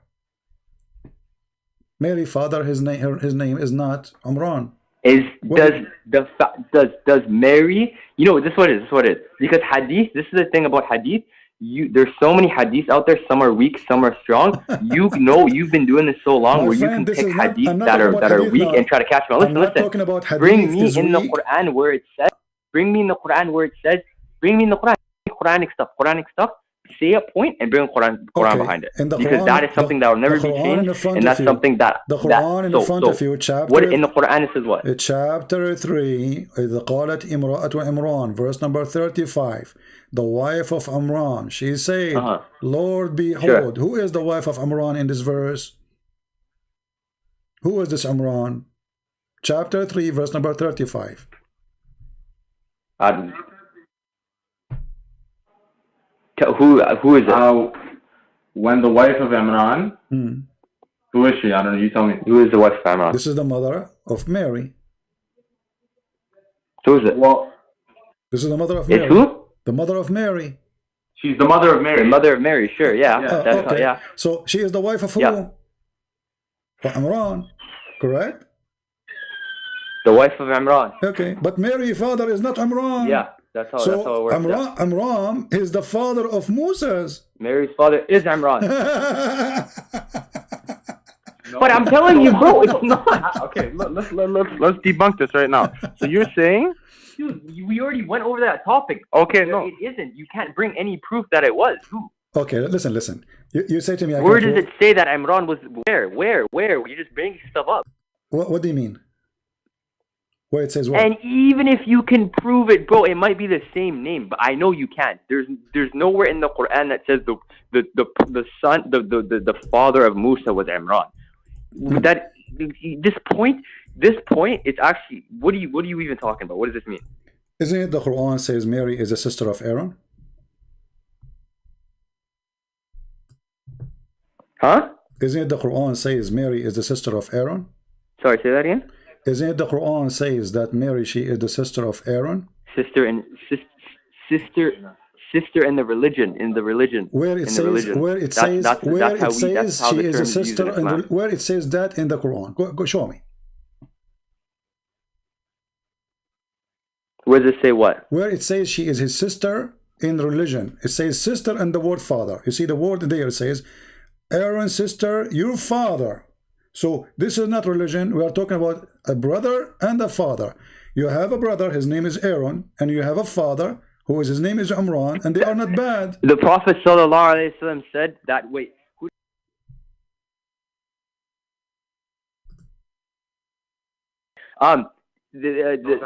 Aisha, yeah. The Prophet ﷺ said that Aisha was Ummahat al-Muslimin, the mother of the believers. Does that mean she's my biological mother? No. Okay, you see, yeah, you are trying to get away. As his father. Is that was Adam actually his father?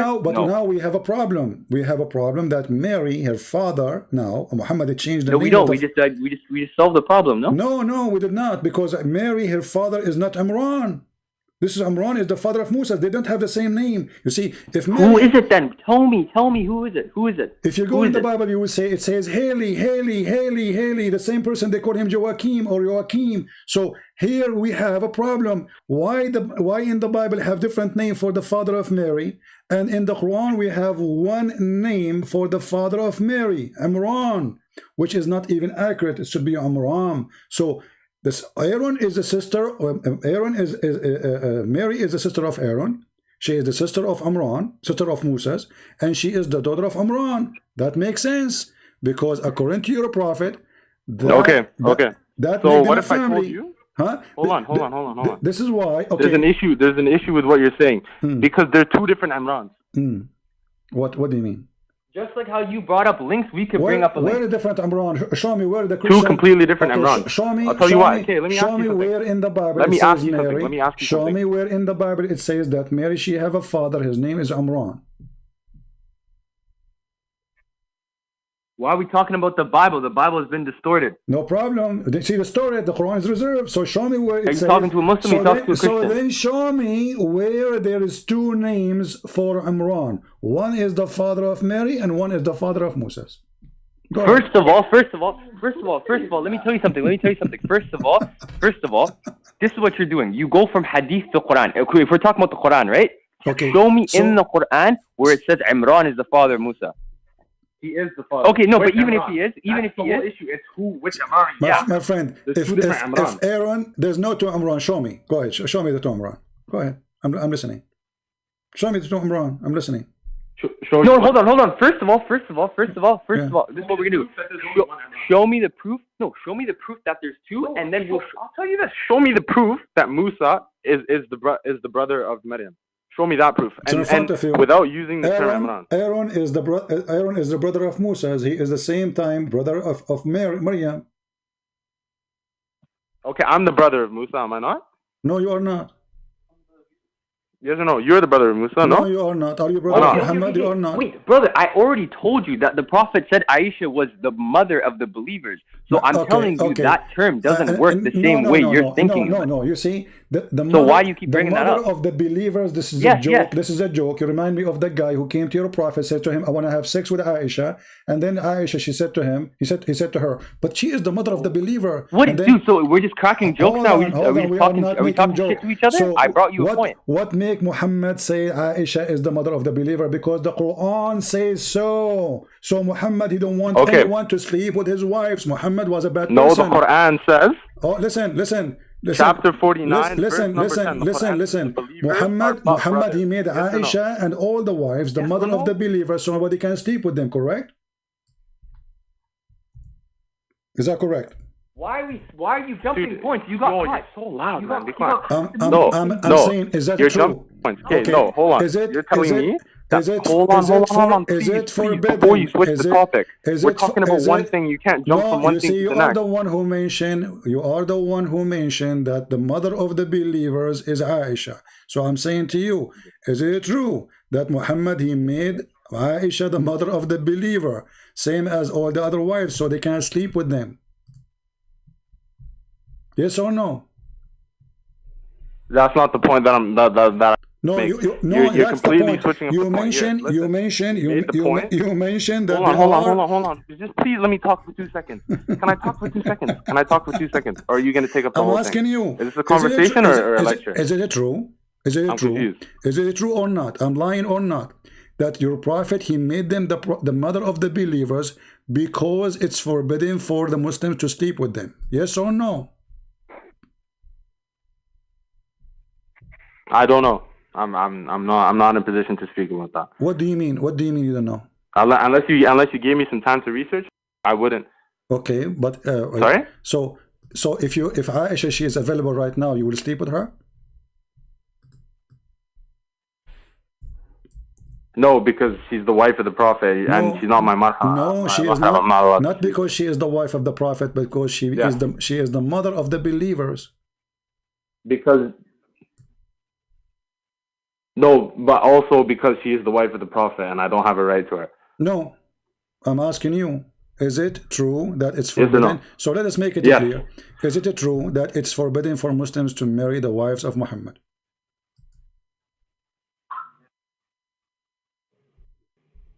Yes or no? That's a rule, yes. But I'm saying it's also forbidden for me to marry your wife. So Muhammad, he come with the term they are the mother of the believers because simply he don't want Muslims to sleep with them. Correct? Well, regardless, bro, think about this. If we really didn't want Muslims to sleep with her, okay, let's say that was the motive behind it. Wouldn't he be satisfied with Allah just already declaring that if I have a wife, she is mine and you're not allowed to sleep with her and it is a sin and it is adultery? Yeah, because why would he need to do that? Yeah, because the Quran says that. Is already one of the major sins. So Muhammad, he made it clear that women, his wives, are forbidden for you. Open chapter 33, verse number 53. Sure. Yeah, sure. Okay. So what point are you trying to make from that? The point is Muhammad, he make Aisha your mother, but she is not. Because I have a point that I'd like to make. But now you cannot marry Aisha because he made her your mother. So it's not a metaphorical thing. Because now you have a hukum. You have a penalty if you try to marry her. She is not allowed. It's against God. So she is not metaphorically your mother anymore. She is your mother. Okay, sure. Okay, so don't tell me the Prophet, he said that, so she is in Islam your mother. Now, so if we go back to the story of Maryam, when Ka'b al-Ahbar, he came to Aisha, and he told her, Well, as I know that there is a huge difference, there's hundreds of years between Maryam, the sister of Aaron, and Maryam, the mother of Jesus. Aisha, she said to him, "Kadhabt, you are a liar." Is that correct? Yeah, sorry, how many? Wait, so there's hundreds of years in between who? Between Maryam, the mother of Jesus, and Maryam, the sister of Aaron. What Aisha, she said to him?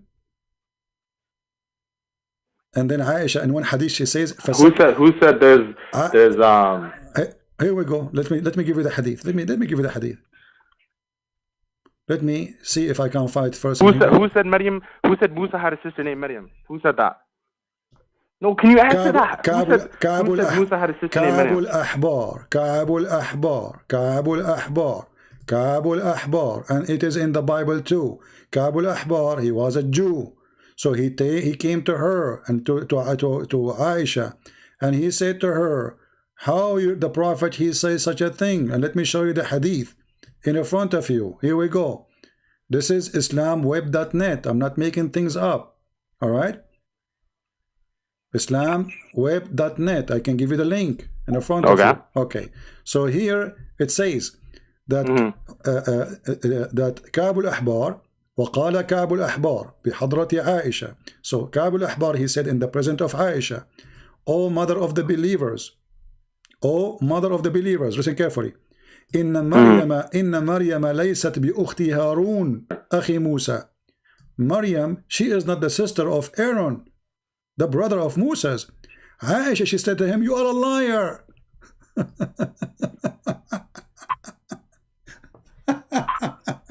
So why Aisha, she said you are a liar? Okay. Because this is what Muhammad meant. So when Muhammad, you know what's funny? So what it's funny, the only when Muhammad came back home, Aisha, she told him, you know, and he said, oh, you know, I don't mean that. So you see here, they got him busted in his time. So this is what Muhammad meant. This is what Aisha understood. This is what the Muslim understood. They thought this is what he said because this is what it meant. So Aisha. Let me say something. The only verse you have to say that Maryam is the sister of Harun is when Allah calls him and says, "Ya ukht Harun." Yes or no? There's no ayah that specifically says Maryam is the sister, the blood sister of Harun. He just calls her by Ya ukht Harun. Yes or no? No, we have Imran. We have Imran. Yes or no? Because that's the ayah. I know the ayah you're talking about. No, the ayah is saying she is. That's what it is. That's what it is. No, just answer that. You make us answer questions. You make us answer questions and you don't answer our questions. You. The father of Mary is Imran. Yeah, you answer the question with another question. No, I'm not answering with a question. You said it's only one verse. I said no. What? I said no. Imran is the father of Mary in the Quran, but so Imran is the father of Moses. It's two different guys with the same name. How do you not understand that? Okay, hold on. First of all, where you we can go through the lineage right now. Where in the Quran it says there's two different guys that have the same name? Show me. Where in the Quran does it say you? No. Instead of us proving it to you, you have to prove Here we go. It says you are the sister of Aaron and your father. I'll tell you what. Hold on. The proof is what is the connection between? Can you prove to me that Imran? What is the connection? What is the connection? Huh? What is the what? What? Is Imran the son of Sulaiman? Let me just finish. What? Because who's is Imran the son of Sulaiman? Who is Sulaiman? Maryam's Imran. What? Where do you get this name from? No, Musa's Imran. It's the same one, right? Okay, where do you get this name from? Where do you get this name from? What do you mean? Where did I get the name Imran? Sulaiman, Solomon. You said Solomon. Who is Solomon? You speak Arabic, no? Who is Solomon? Sulaiman. Yeah, Solomon. What Sulaiman have to do with Imran now? Do you know who that is? No, I do not know. Tell me, what Sulaiman have to do with Imran? Well, because from the line. From the line, Isa came down from Sulaiman. Yes or no? Look at the tree. What this? No, Isa is not from anyone. Isa, he said Jesus. We don't. First of all, we don't have Isa. Even your prophet, he didn't even quote the name. But Jesus. He's the son of Mary, no? No, he's not. We don't have Isa, the son of Mary. Your prophet, he the son of Mary, right? think about a guy, his name is Esau, he is the son of Maryam, and Maryam is the sister of Aaron, and this additional proof that Muhammad is a false prophet. So he messed up the whole family. He don't know what he's talking about. Dude, please. Tie this up right now. I need to tie this up right now. My bad. Okay, brother. This is what's gonna tie it up. This is gonna tie it up. Okay. You're saying Imran is the same Imran that was the son, that was the father of Musa, was the father of Maryam, right? Yeah, this is what the hadith is saying too. Right? That's what you're saying. This is what your hadith is saying. Okay. This is what Aisha said. So, first of all, I already said the reason why it's the sisterhood and the brotherhood is for the religion. Okay. The reason the proof we have, the proof we have that it's two different people is just life, like just lifespans. It doesn't add up. So exactly. Okay. So in order to people living 500 years ago, yeah, right. In order to cover up. So no, check this. What you have to do. No, check this. Let me finish. What you have to do is you have to give us a way that Imran is. You have to explain how it's the same guy and they lived from the time of Maryam to the time. This is what the verse saying. How does that make sense? This is what the verse saying. The verse saying that Mary have a father. His name is Imran.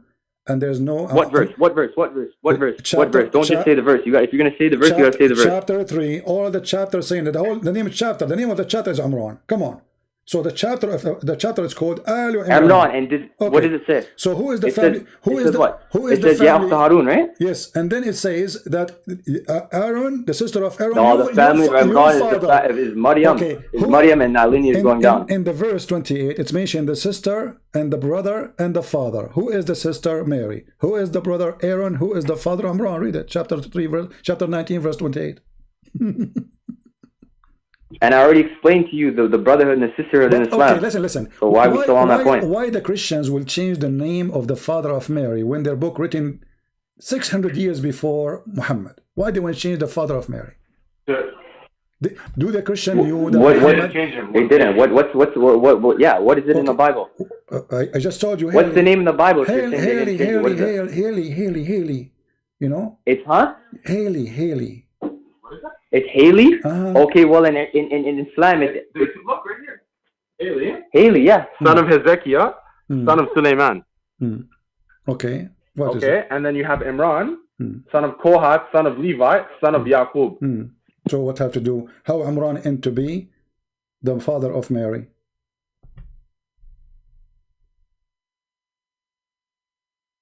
Say that again? How Imran end to be the father of Mary? So you're saying Imran and Haley are not the same person?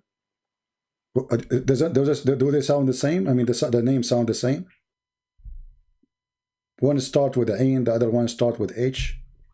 Do they sound for the example, same? Isa and Jesus don't sound the same. Well, we don't have Isa. They don't. In the Islamic belief, no. His name, yeah. I just showed you. Yaqub and Jacob. I just showed you. No, Yaqub. This is an Arabic name. Your prophet is copying the word. That's what I'm saying. So in Hebrew, Imran is the Arabic your prophet name, no? He get it wrong. It is not Imran. It is Umram. Your prophet, he don't even know how to copy a Jewish name. So Umram, not Umran. So your prophet. Who's Umran? Who's that? Umran is the father of Moses. So who's Imran? Is the father of Moses. It's the father of Musa. Yeah. This is why when Ka'b al-Ahbar, read with me carefully. This is your Islamic website. When Ka'b al-Ahbar, he came to her. He said in the presence of Aisha, the mother of the believers, oh, may God bless her. This is a translation using Google Translation. Mary is not the sister of Harun, the brother of Musa. Aisha, she said to him, you lied. Did you see what she said? You lied. So if you are the one saying that to Aisha, that Imran is not the brother of Mary, Aisha, she will say to him, you are a liar. He will say to you, you are a liar. And she continues saying, so he said to her, O mother of the believers, if the messenger of Allah, may God pray on him, say it so, You know, he must be truthful in information. He gets scared because he will get killed now. But I find between them is 600 years.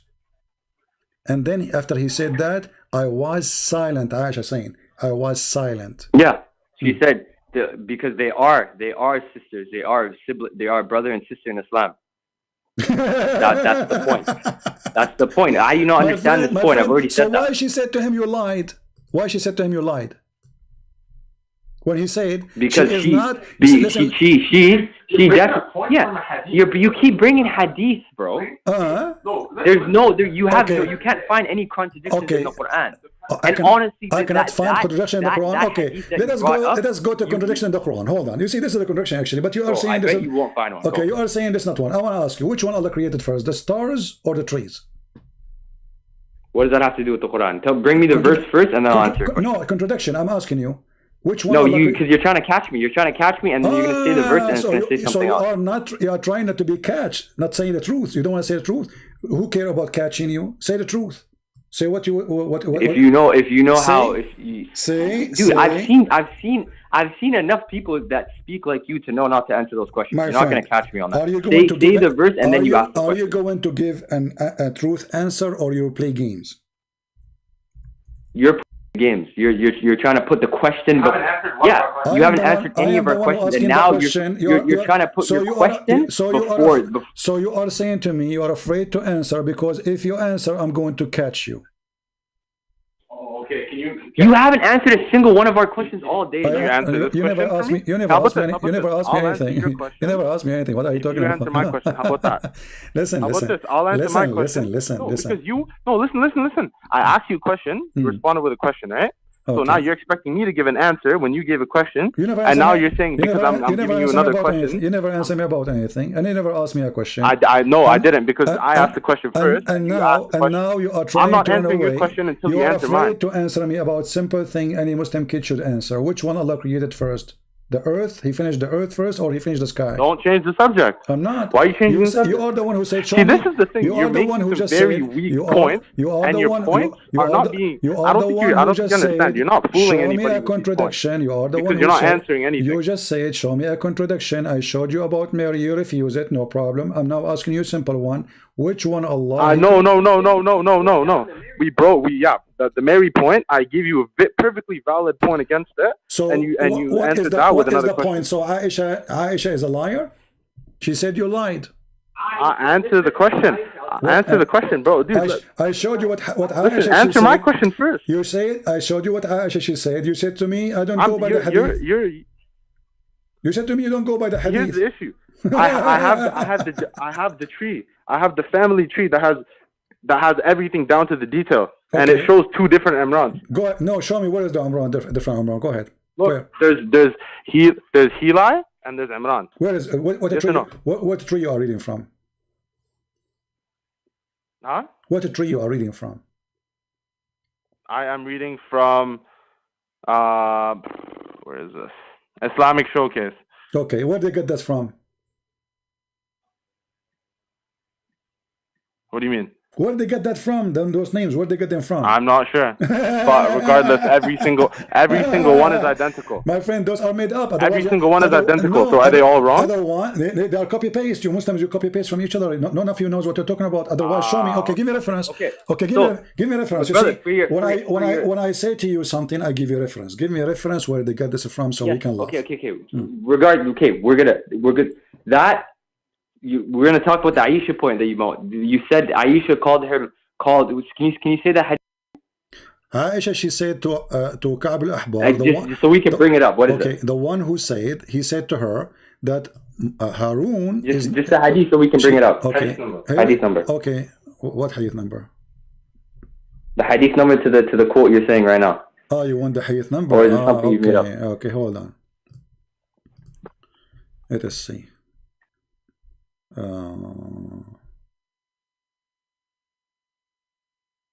Give me a second.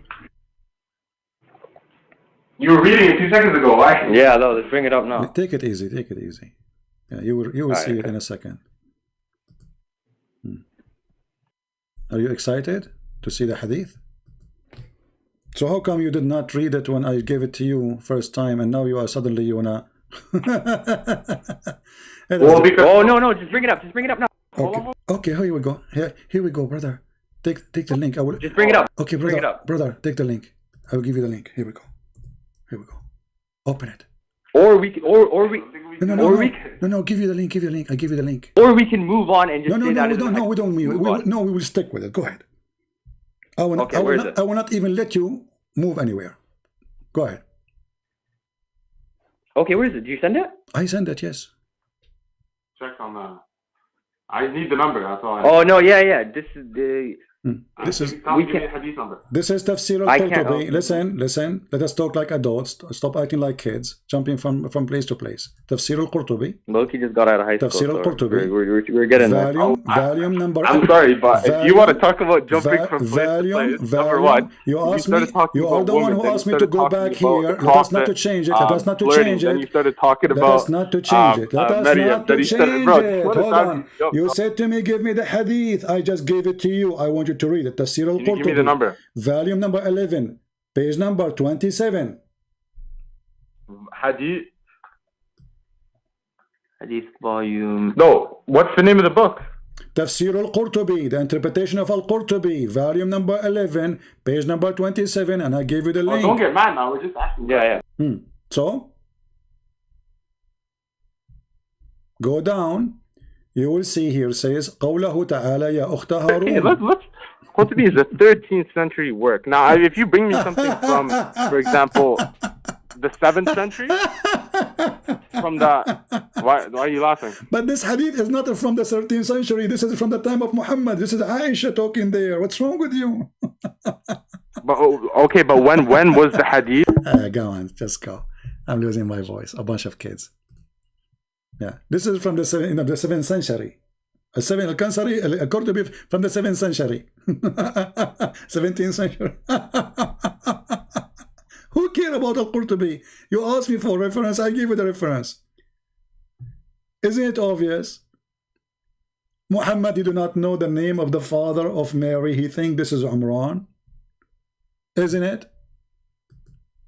What kind of a prophet he is? How silly. And yes, I agree. A person can have two names. The same person can have two names, no problem. Jesus the Christ. Okay. But here he is making her the daughter of Umran. Literally, the wife of Umran, she said, I'm going to designate my baby. The wife of Umran. This is not metaphorical no more. Amram is the father of Moses. So when this man, the Jew, who is a rabbi, he came to Muhammad's wife Aisha and he said to her, well, you know what? Aaron, Mary, the mother of Jesus, is not the sister of Aaron. When Aisha, she showed anger and she said to him, you lied, this man, he start having poo-poo between his legs because now Muhammad will come home and she will tell him what he said and she will kill him.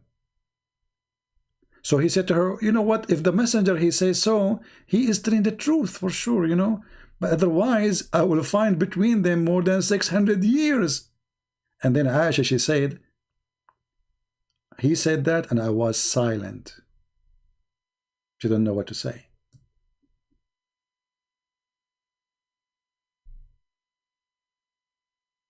You want to play all day long, I have a tree, I have a tree. What a tree? You Muslim, you have no tree. You don't even have a tree for your prophet name.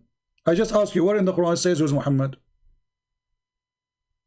The most documented man, as you claim.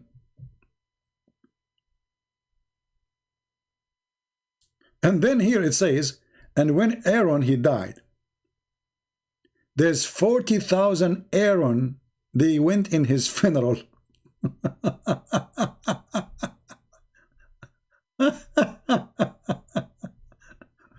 Read carefully.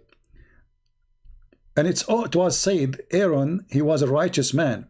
At that time, in his funeral, and the day of the funeral, there is 40,000, all of them, they were named Aaron.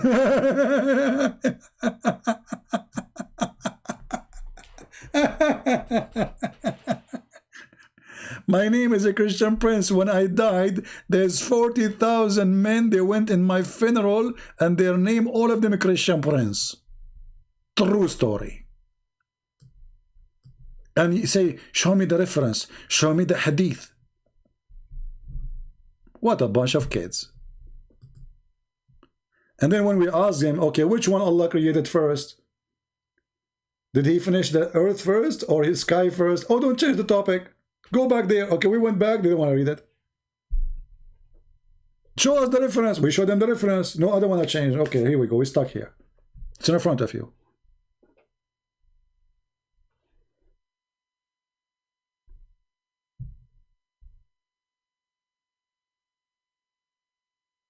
Muhammad, after he got busted, he had to give his own explanation. He said, oh, they used to call them by their ancestor, but Aaron is not from the ancestor of Mary.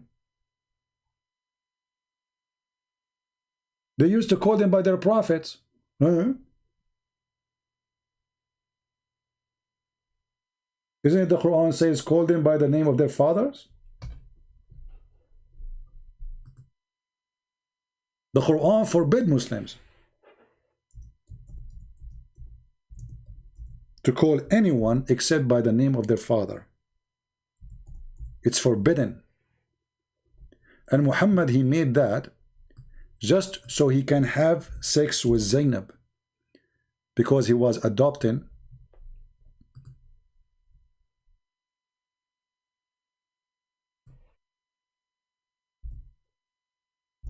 Zayd.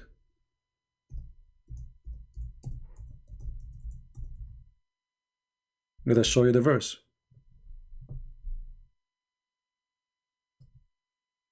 You call them only by the names of their fathers. This is why the verse mentioned that she is a sister of Aaron, and her father was a good man.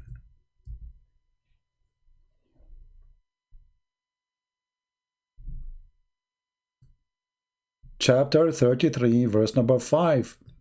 Call them the sons of their own father. You don't call anyone. This is why the Quran did not say Jesus, the brother of Moses. He said Jesus, the son of Mary, because Jesus have no father. Maryam, the daughter of Imran. That's what the Quran says.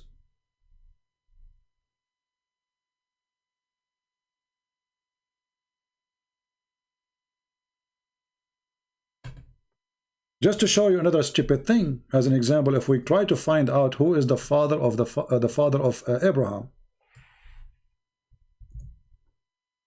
Muhammad, he think that the father of Abraham, his name is Adar,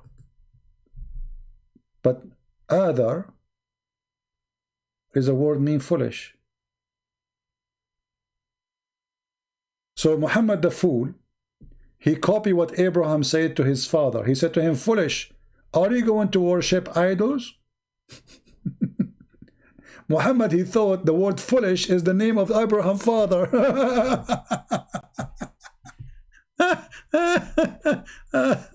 Oh boy. Oh, what going on with that, you know? Oh boy. What is that? You see, in the language that we say, this person is the son of law. So Joseph can be the son of the father of Mary. Why? Because he's married to Miriam. This is what the Bible says. The son-in-law, he's a son.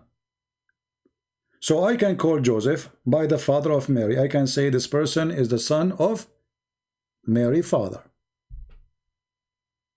I can say Mary, she is the daughter of the father of Joseph. That is possible. But here we have no relationship. Mary have nothing to do with Moses. They are not even from the same tribe.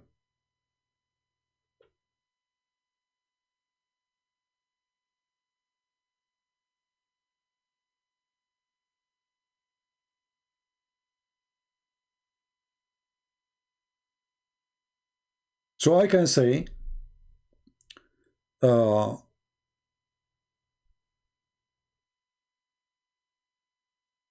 Jacob is the father of Moses. And I can say, sorry, the father of Joseph. And I can say, Mary, the daughter of Jacob. I can say,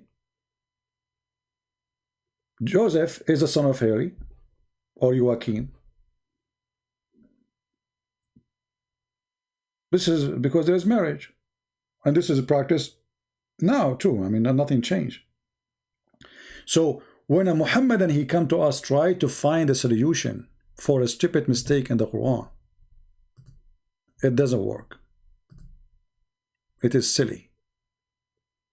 And when we ask them, okay, forget about this, which one Allah created first? Which one Allah finished first, the earth or the sky? Any Muslim in the chat can tell us? Just to show you how they have no idea. They don't dare to say. Because the second they give you an answer, he said, oh, you want to trap me. Why? Why you are saying that? So he's afraid to say the truth, the correct answer. The second he will say the correct answer, he will be in trouble.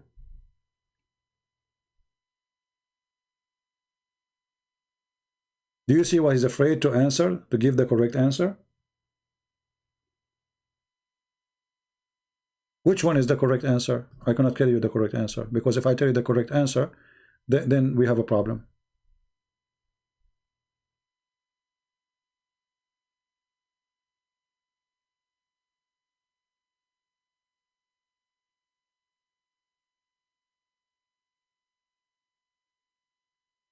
We can go and do like, you know, the Bible speak about Jesus, the son of from David, right?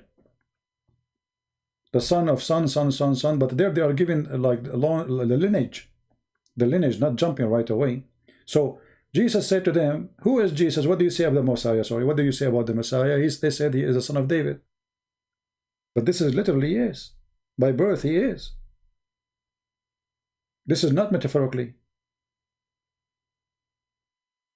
For he is the grandson, son by birth. Then Jesus to them, well, if David called him my Lord, so how he can be his son? Which means Jesus saying to them, I am the God of David. So it's not metaphorical. If I say I am a son of Adam, this is not metaphorical. It's true. But sister of Aaron, that is a big issue. For he mistake with the name of the father, and he mistake with the name of the brother, and he made it clear that Muslims, they should be called, speaking to each other by the name of their fathers. Otherwise, Allah will be upset. You don't call someone the son of etc. person unless he is your father. This is why the Quran mentioned that Jesus, the son of Mary. He did not say Jesus, the brother of Moses. I mean, which one should have more relationship to Moses? Mary, the mother who is not a prophet, or Jesus, supposedly according to Muslim, is a prophet?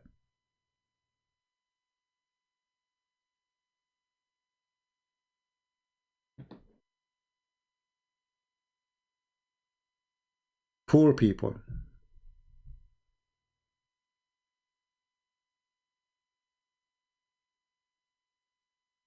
Two different accounts of a creation.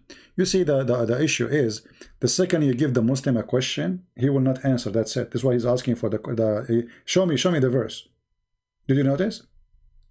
So they are trying to be supposed to be smart. Like, okay, show us the verse so we can give you the answer. He won't give me the answer. Because after I show him the verse and they knew what the verse is saying, they will change the answer. You know what I mean? Their answer is going to be flexible, the bend in the bust. So you are going to bust us, I know. So if we say this, then we cannot say, oh, we did not say it. So show us the verses. If you ask me, I will say to you, like, ask me which one God created first. I will tell you. Why you don't dare to say? What is the problem? Is your answer would change? Yes.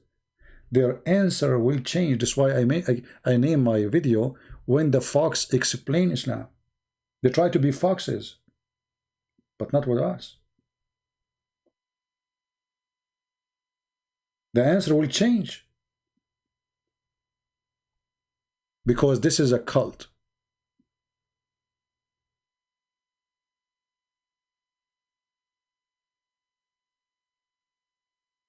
Well, all the names are wrong. Haman is the minister of the Pharaoh. And the Pharaoh is the one who built the Babylon Tower. You know what I mean? Thank you, Deborah. I apologize. I was not looking too much at the chat, and I don't know if you hear my stomach is making noise. I think I need to eat. This is the benefit of having four wives and 4 mother-in-law. If I have 4 wives now, I will have like 4 sandwiches, big ones. I mean, isn't it obvious? How in the world, why the Christian, they will change the name of the father of Mary? There's no reason. Why do they want to do that? A book written 600 years before Muhammad. Do they knew that Muhammad is going to be foolish? Muhammad, he heard that the Jews, they have a prophet, his name is Aaron, a prophet, his name is Moses, their sister, their name is Maryam. Uh-oh, this is Maryam, the mother of Jesus. You can hear it? What a scandal. Don't tell my friends, okay? Yeah. Actually, it's very cold, you know. It's a cold weather. There's a big storm is hitting USA. Hold on. He just said to me, call me again. And we are talking about storms, so maybe we should ask him about storms. Call back, he's saying call back.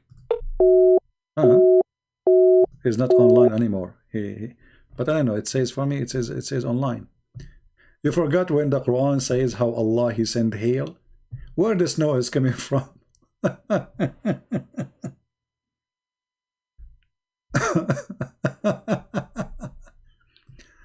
Where the snow is coming from?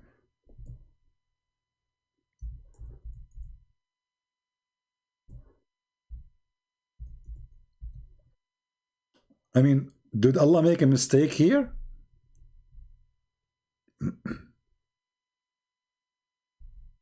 No way. Allah will not make a mistake. Allah for sure, he is talking about a true story. He sent down hail out of high mountains in heaven.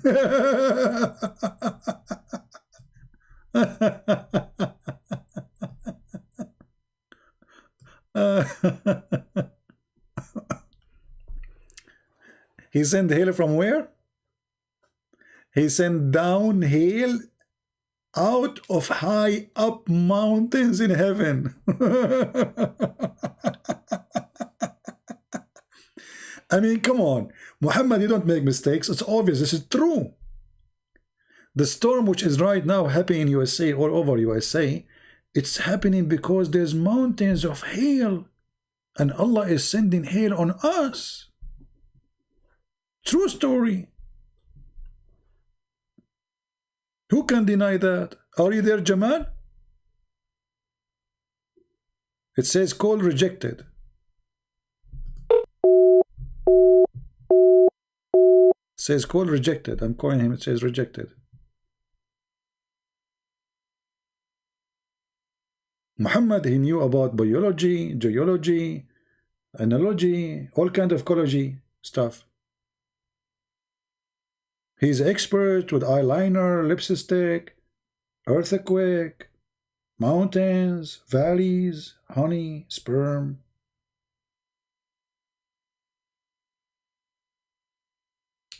Actually, we had to go to the comment, but there's a guy we now need to answer him.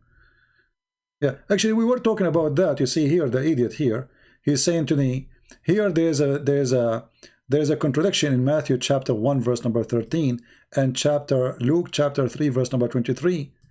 Because you're an idiot. Joseph and Mary, they are the sons of 2 men in the same time. How is that? Joseph is the son of his father-in-law, and Mary, she is the daughter of her father-in-law. At the same time, both of them, they are the daughters and the sons of their real father. So you are a fool. But if you go in the Quran, we will find that the Muslims are confused about all the names. Muhammad or Ahmad. Abraham is the son of Azar. Mary is the daughter of Imran. Jesus became Isa. Mary is the sister of Aaron. Haman is the minister of Pharaoh. The Pharaoh is the one who built the Babylon. What do you want more? All the history is, you know, what about the Samaritan? He was exist in the time of Moses.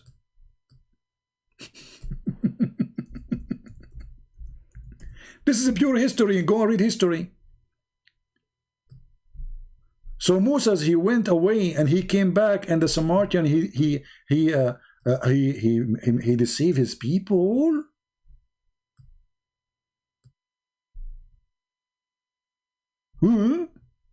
How this happened, brother?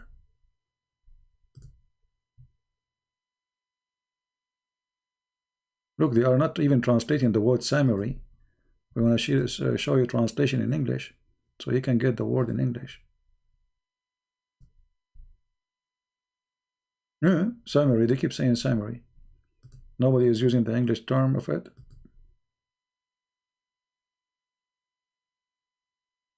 All of them.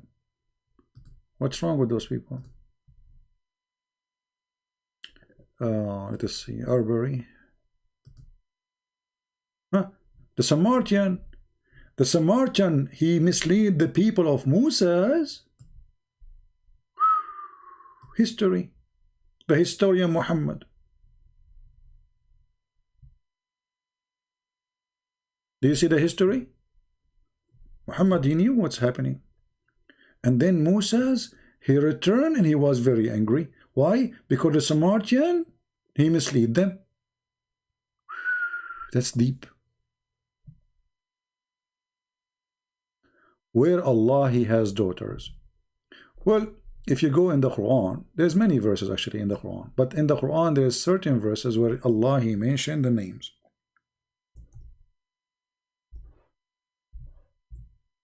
If you remember, there's a book written by a guy, his name is Salman Rushdie. It's called the Satanic Verses. It was about those verses. That Muhammad, when he was reciting those verses, Satan, he put in his tongue, suppose according to Muslims, that you should worship and intercede with the daughters of Allah. So it says here, have you considered Allat and Al-Uzza and Manat the other? What? You have males, which mean male sons, and for him a females. This is unjust division. Allah is complaining about having female daughter. He like to have sons.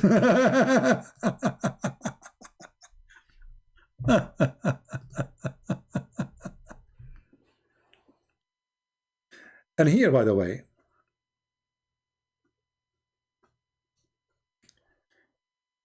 you see here they put El-Lat. It's Allat, not Illat. Allat. But it makes same actually, because in the old original language it is Al-Lat, God Lat, God Uzza. And then the funny, the Muslims, they say Allah have no daughters. Then Muhammad, he come with a story that the Prophet, he sent one of his companions. We need to search for the expedition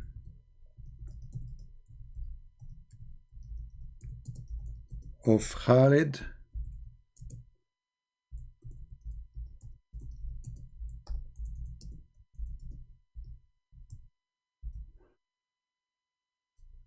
all right.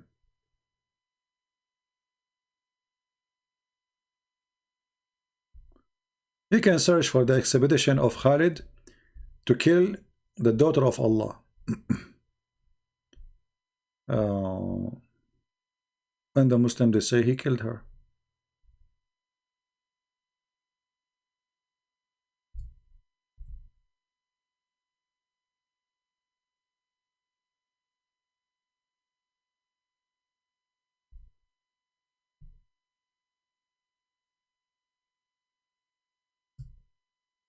Let us see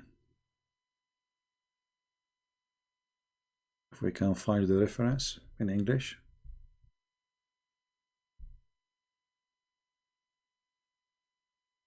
And here you see how Muhammad is a foolish man, because how you say that Allah have no daughters and then you say that he sent Khalid to kill his daughter? You know what I mean? How you killed who then? Did he kill her really?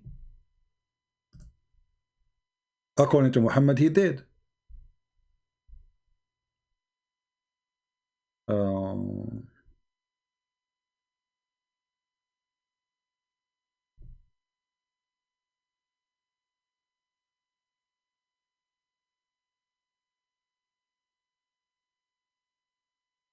Okay, we found this website. Let us see. Let me give you the link, and you will see how Muhammad, he sent Khalid ibn Walid to kill the daughter of Allah, and they killed her. They killed her. They killed the daughter of Allah. How dare you to do that, Muhammad? And here you see the stupidity. How you Muslim, you say that there is no, Allah don't have daughters, and then Muhammad, he killed his daughter of Allah.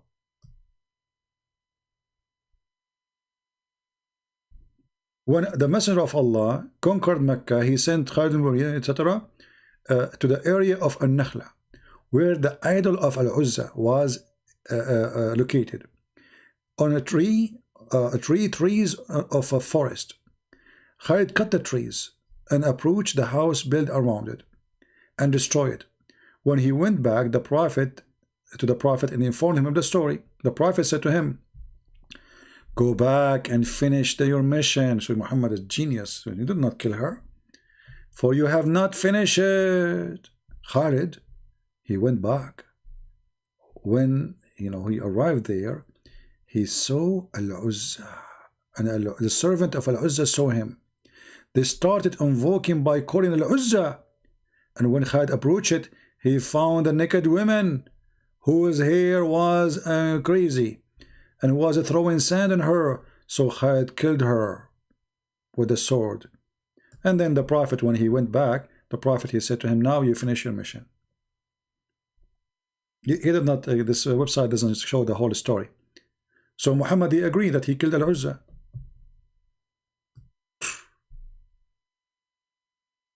He killed Al-Uzza. I thought Al-Uzza is a lie. How this man was sent by your Prophet and he killed Al-Uzza?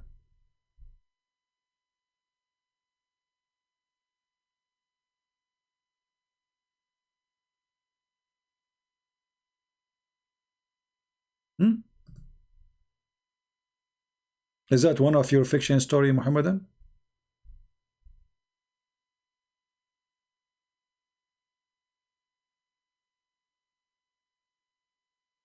Okay, I found it in Ibn Kathir in English. Here we go. This is Ibn Kathir in English. Guys, you save it, please. So next time if we talk about it, you can share the link. Who wants the link? This is Ibn Kathir. This is better than the other website we were reading from. This is Ibn Kathir speaking about how Muhammad, he sent his man to kill Al-Uzza. He said to him, "Go back, you did not finish your job yet." There's one thing I don't like about this website. They have their text. You cannot zoom in really in the text. The text is not too, I mean, for the not for me. For me, my eyes is very strong, but for you in the screen is if you're having a phone or etc. So here we go, the story in Ibn Kathir. And then Muhammad, he said to him, "This is the Uzza." That was Al-Uzza.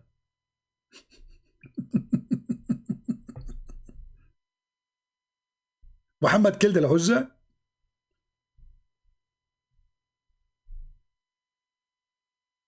What a scam. Yeah, Muhammad, he can kill whatever he wants. I mean, come on.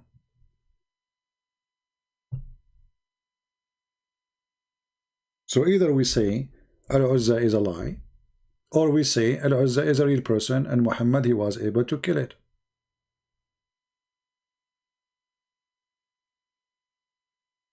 So was it or wasn't not?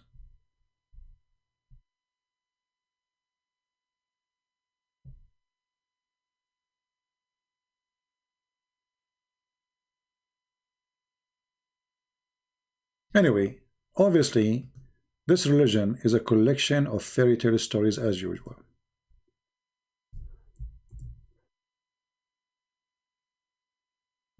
And Muhammad, he cannot survive his stories if you are a person who question them.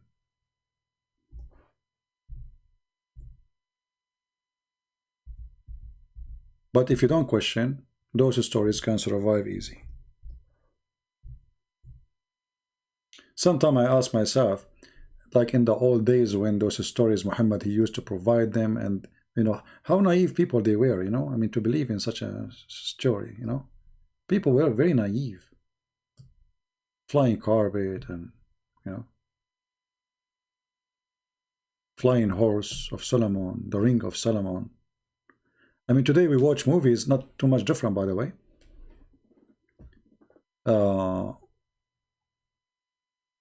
Like you watch a Chinese movie, you know, like see people flying over the trees, but we know it's a fiction, you know, it's a, you know, but it's funny. People like to watch it. All right. You have one question? Okay, give me the question before we go, because almost we are done for today.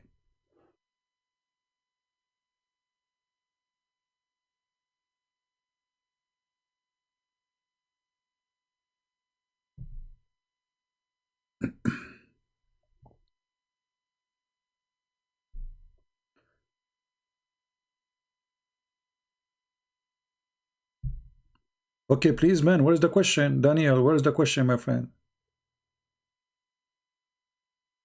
Where's the question? You keep saying to me, please, please. Well, I don't see the question.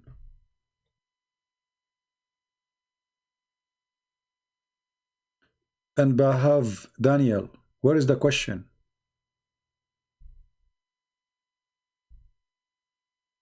I'm just waiting for you. I'm done for today. Give me the question, my friend.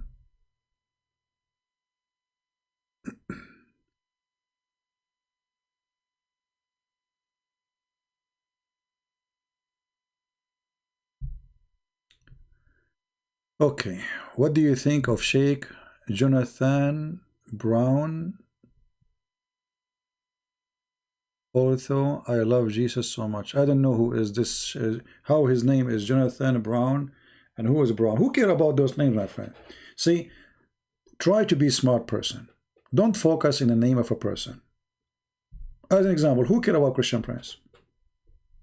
Who care? I don't care. You know, those names mean nothing. Focus on the religion and the one who brought the religion to you. What do you think about this guy? Who is this guy? I never heard of him. What he do? And what about my business with him? If you want to debate me, let him call me and we will laugh. So don't be a silly person going after this person and that person. This is a behavior of a silly people. You see, we laugh at Zakir Naik because he is funny. He's stupid, you know. But we don't care really. Zakir Naik is not Islam. Christian Prince is not Christianity. When I speak about Islam, I focus on the head of the snake, Muhammad. Otherwise, I'm wasting my time. I'm not going to talk about Osama bin Laden. They can say to me, he don't present Islam. But if I speak about Muhammad, can they say to me, he don't present Islam? They cannot. So it's a bad mistake when some people, they go around, like, you know, I don't know, we are like sometime, you know, when the butterfly looking for a light, you know, there's a lamp, you know, somebody shine a little bit, but his shine can be fake. So don't waste your time. Don't debate a person about his personality. Debate the religion he defends. When I debate a Muslim, I'm not debating him, I'm debating Islam. I don't know I was talking to who. And who care? What we care for, that they cannot answer and Islam is a stupid cult. So actually the Muslim, they wish you are going to go and argue about sheikhs. They wish we change our topic forever and we never talk about Muhammad, we just talk about sheikhs. This guy and that guy. Sometimes we have to talk about what their videos they say just to get them busted, but they are not important. Because those are a bunch of kids, they can deny whatever they want. All those who go on YouTube, I did not see one of them is a man. When they debated this person, Mimi, they said to him, Allah have a body. He said, who said so? When the Quran, the Hadith, the Prophet says so, he denied it in a second. Why? Because he's a kid. So speaking with kids is a waste of time, but doesn't mean we will not spank them. We do. All right? Any other question?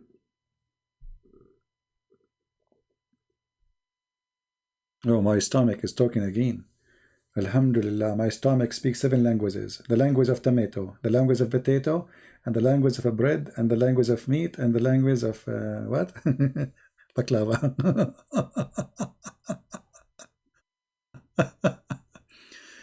Thank you from Sarawakian.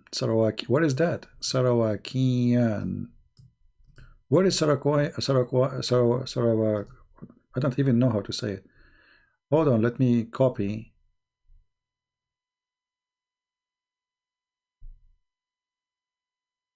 Where is Sarak?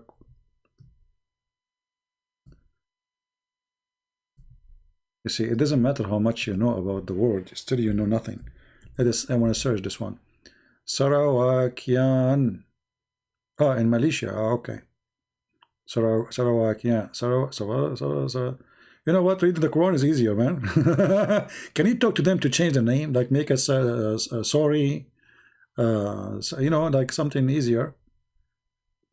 Yeah.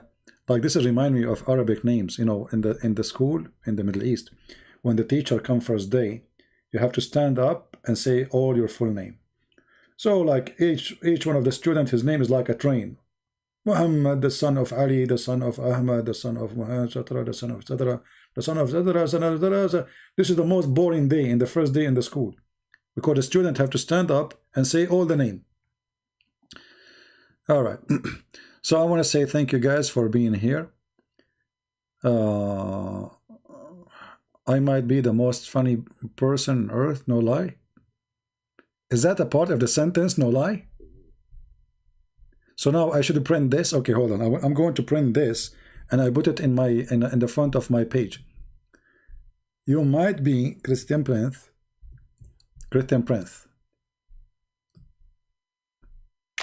Okay, selfie.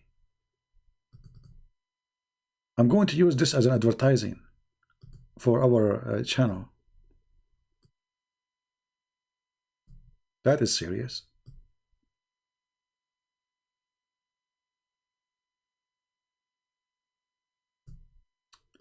So Christian Prince, you might be the funniest guy on earth, no lie. I'm confused now. So are you saying to me not to lie, or you are saying to me you are the funniest guy in the earth? No, I'm not Thor. I'm going to read Tafsir Ibn Kathir. And I hope the Muslims will agree with me to read the interpretation of this verse. Alhamdulillah, that's the Quran. It's confusing, and that makes sense that this is not the Quran. I think this verse was dropped from the Quran by the mistake, because it's confusing. You, Christian Prince, you might be, you might be, are you? This reminds me of Allah said, may Allah forgive you. Allah saying to Muhammad, may Allah forgive you. So who are you? So this is, I think this is Quran, because it's very confusing and it's not connected. Like you might be, but with me you are not really. Maybe so, like maybe you, maybe who, maybe bamboo. You know, like maybe. So like this is will join the book of maybe Quran. So maybe you are the funniest guy in the earth, no lie. The right part, it getting dizzy. I'm angry, and now there's no lie. I'm not sure what that means, so I will leave that mystery for you. You can think about it, and you can call an imam, and you will get an answer. Alhamdulillah. Thank you very much. Thank you, sister. Thank you, brother, for your share and for your coffee. Thank you very much. And I like you very much. And I will pray to Allah to curse you. You know, because the curse of Allah will not make you to go to heaven, because in heaven you will be doing what? Boom, boom. And none of you like it. I know, the penalty. Spending 70 years having orgasm. 70 years orgasm. Oh boy. 70 years orgasm. I mean, can't you make it 69? You stuck with the number 70. Everything is 70 for you, Muhammad. Oh boy. Anyway, thank you very much. And this is your brother Christian Prince wa Lu. And praise be to Allah. He's the best knowing and the best unknowing. He's the most, you know, like humble, tumble, whatever, you know. Thank you, Lord. Yeah, thank you very much. You know, and I'll talk to you later. And I understand nothing of what you are saying. And Alhamdulillah, and that's very perfect. Because we have, you know, Prophet, and, you know, I have no idea what I'm talking about. I think because my stomach is hungry, and the Prophet said, eat honey. So I'm going to eat honey, and honey is the food ready. God bless you all, and see you soon. Don't forget to download the video. We are going to delete all the videos previously, maybe today. Thank you.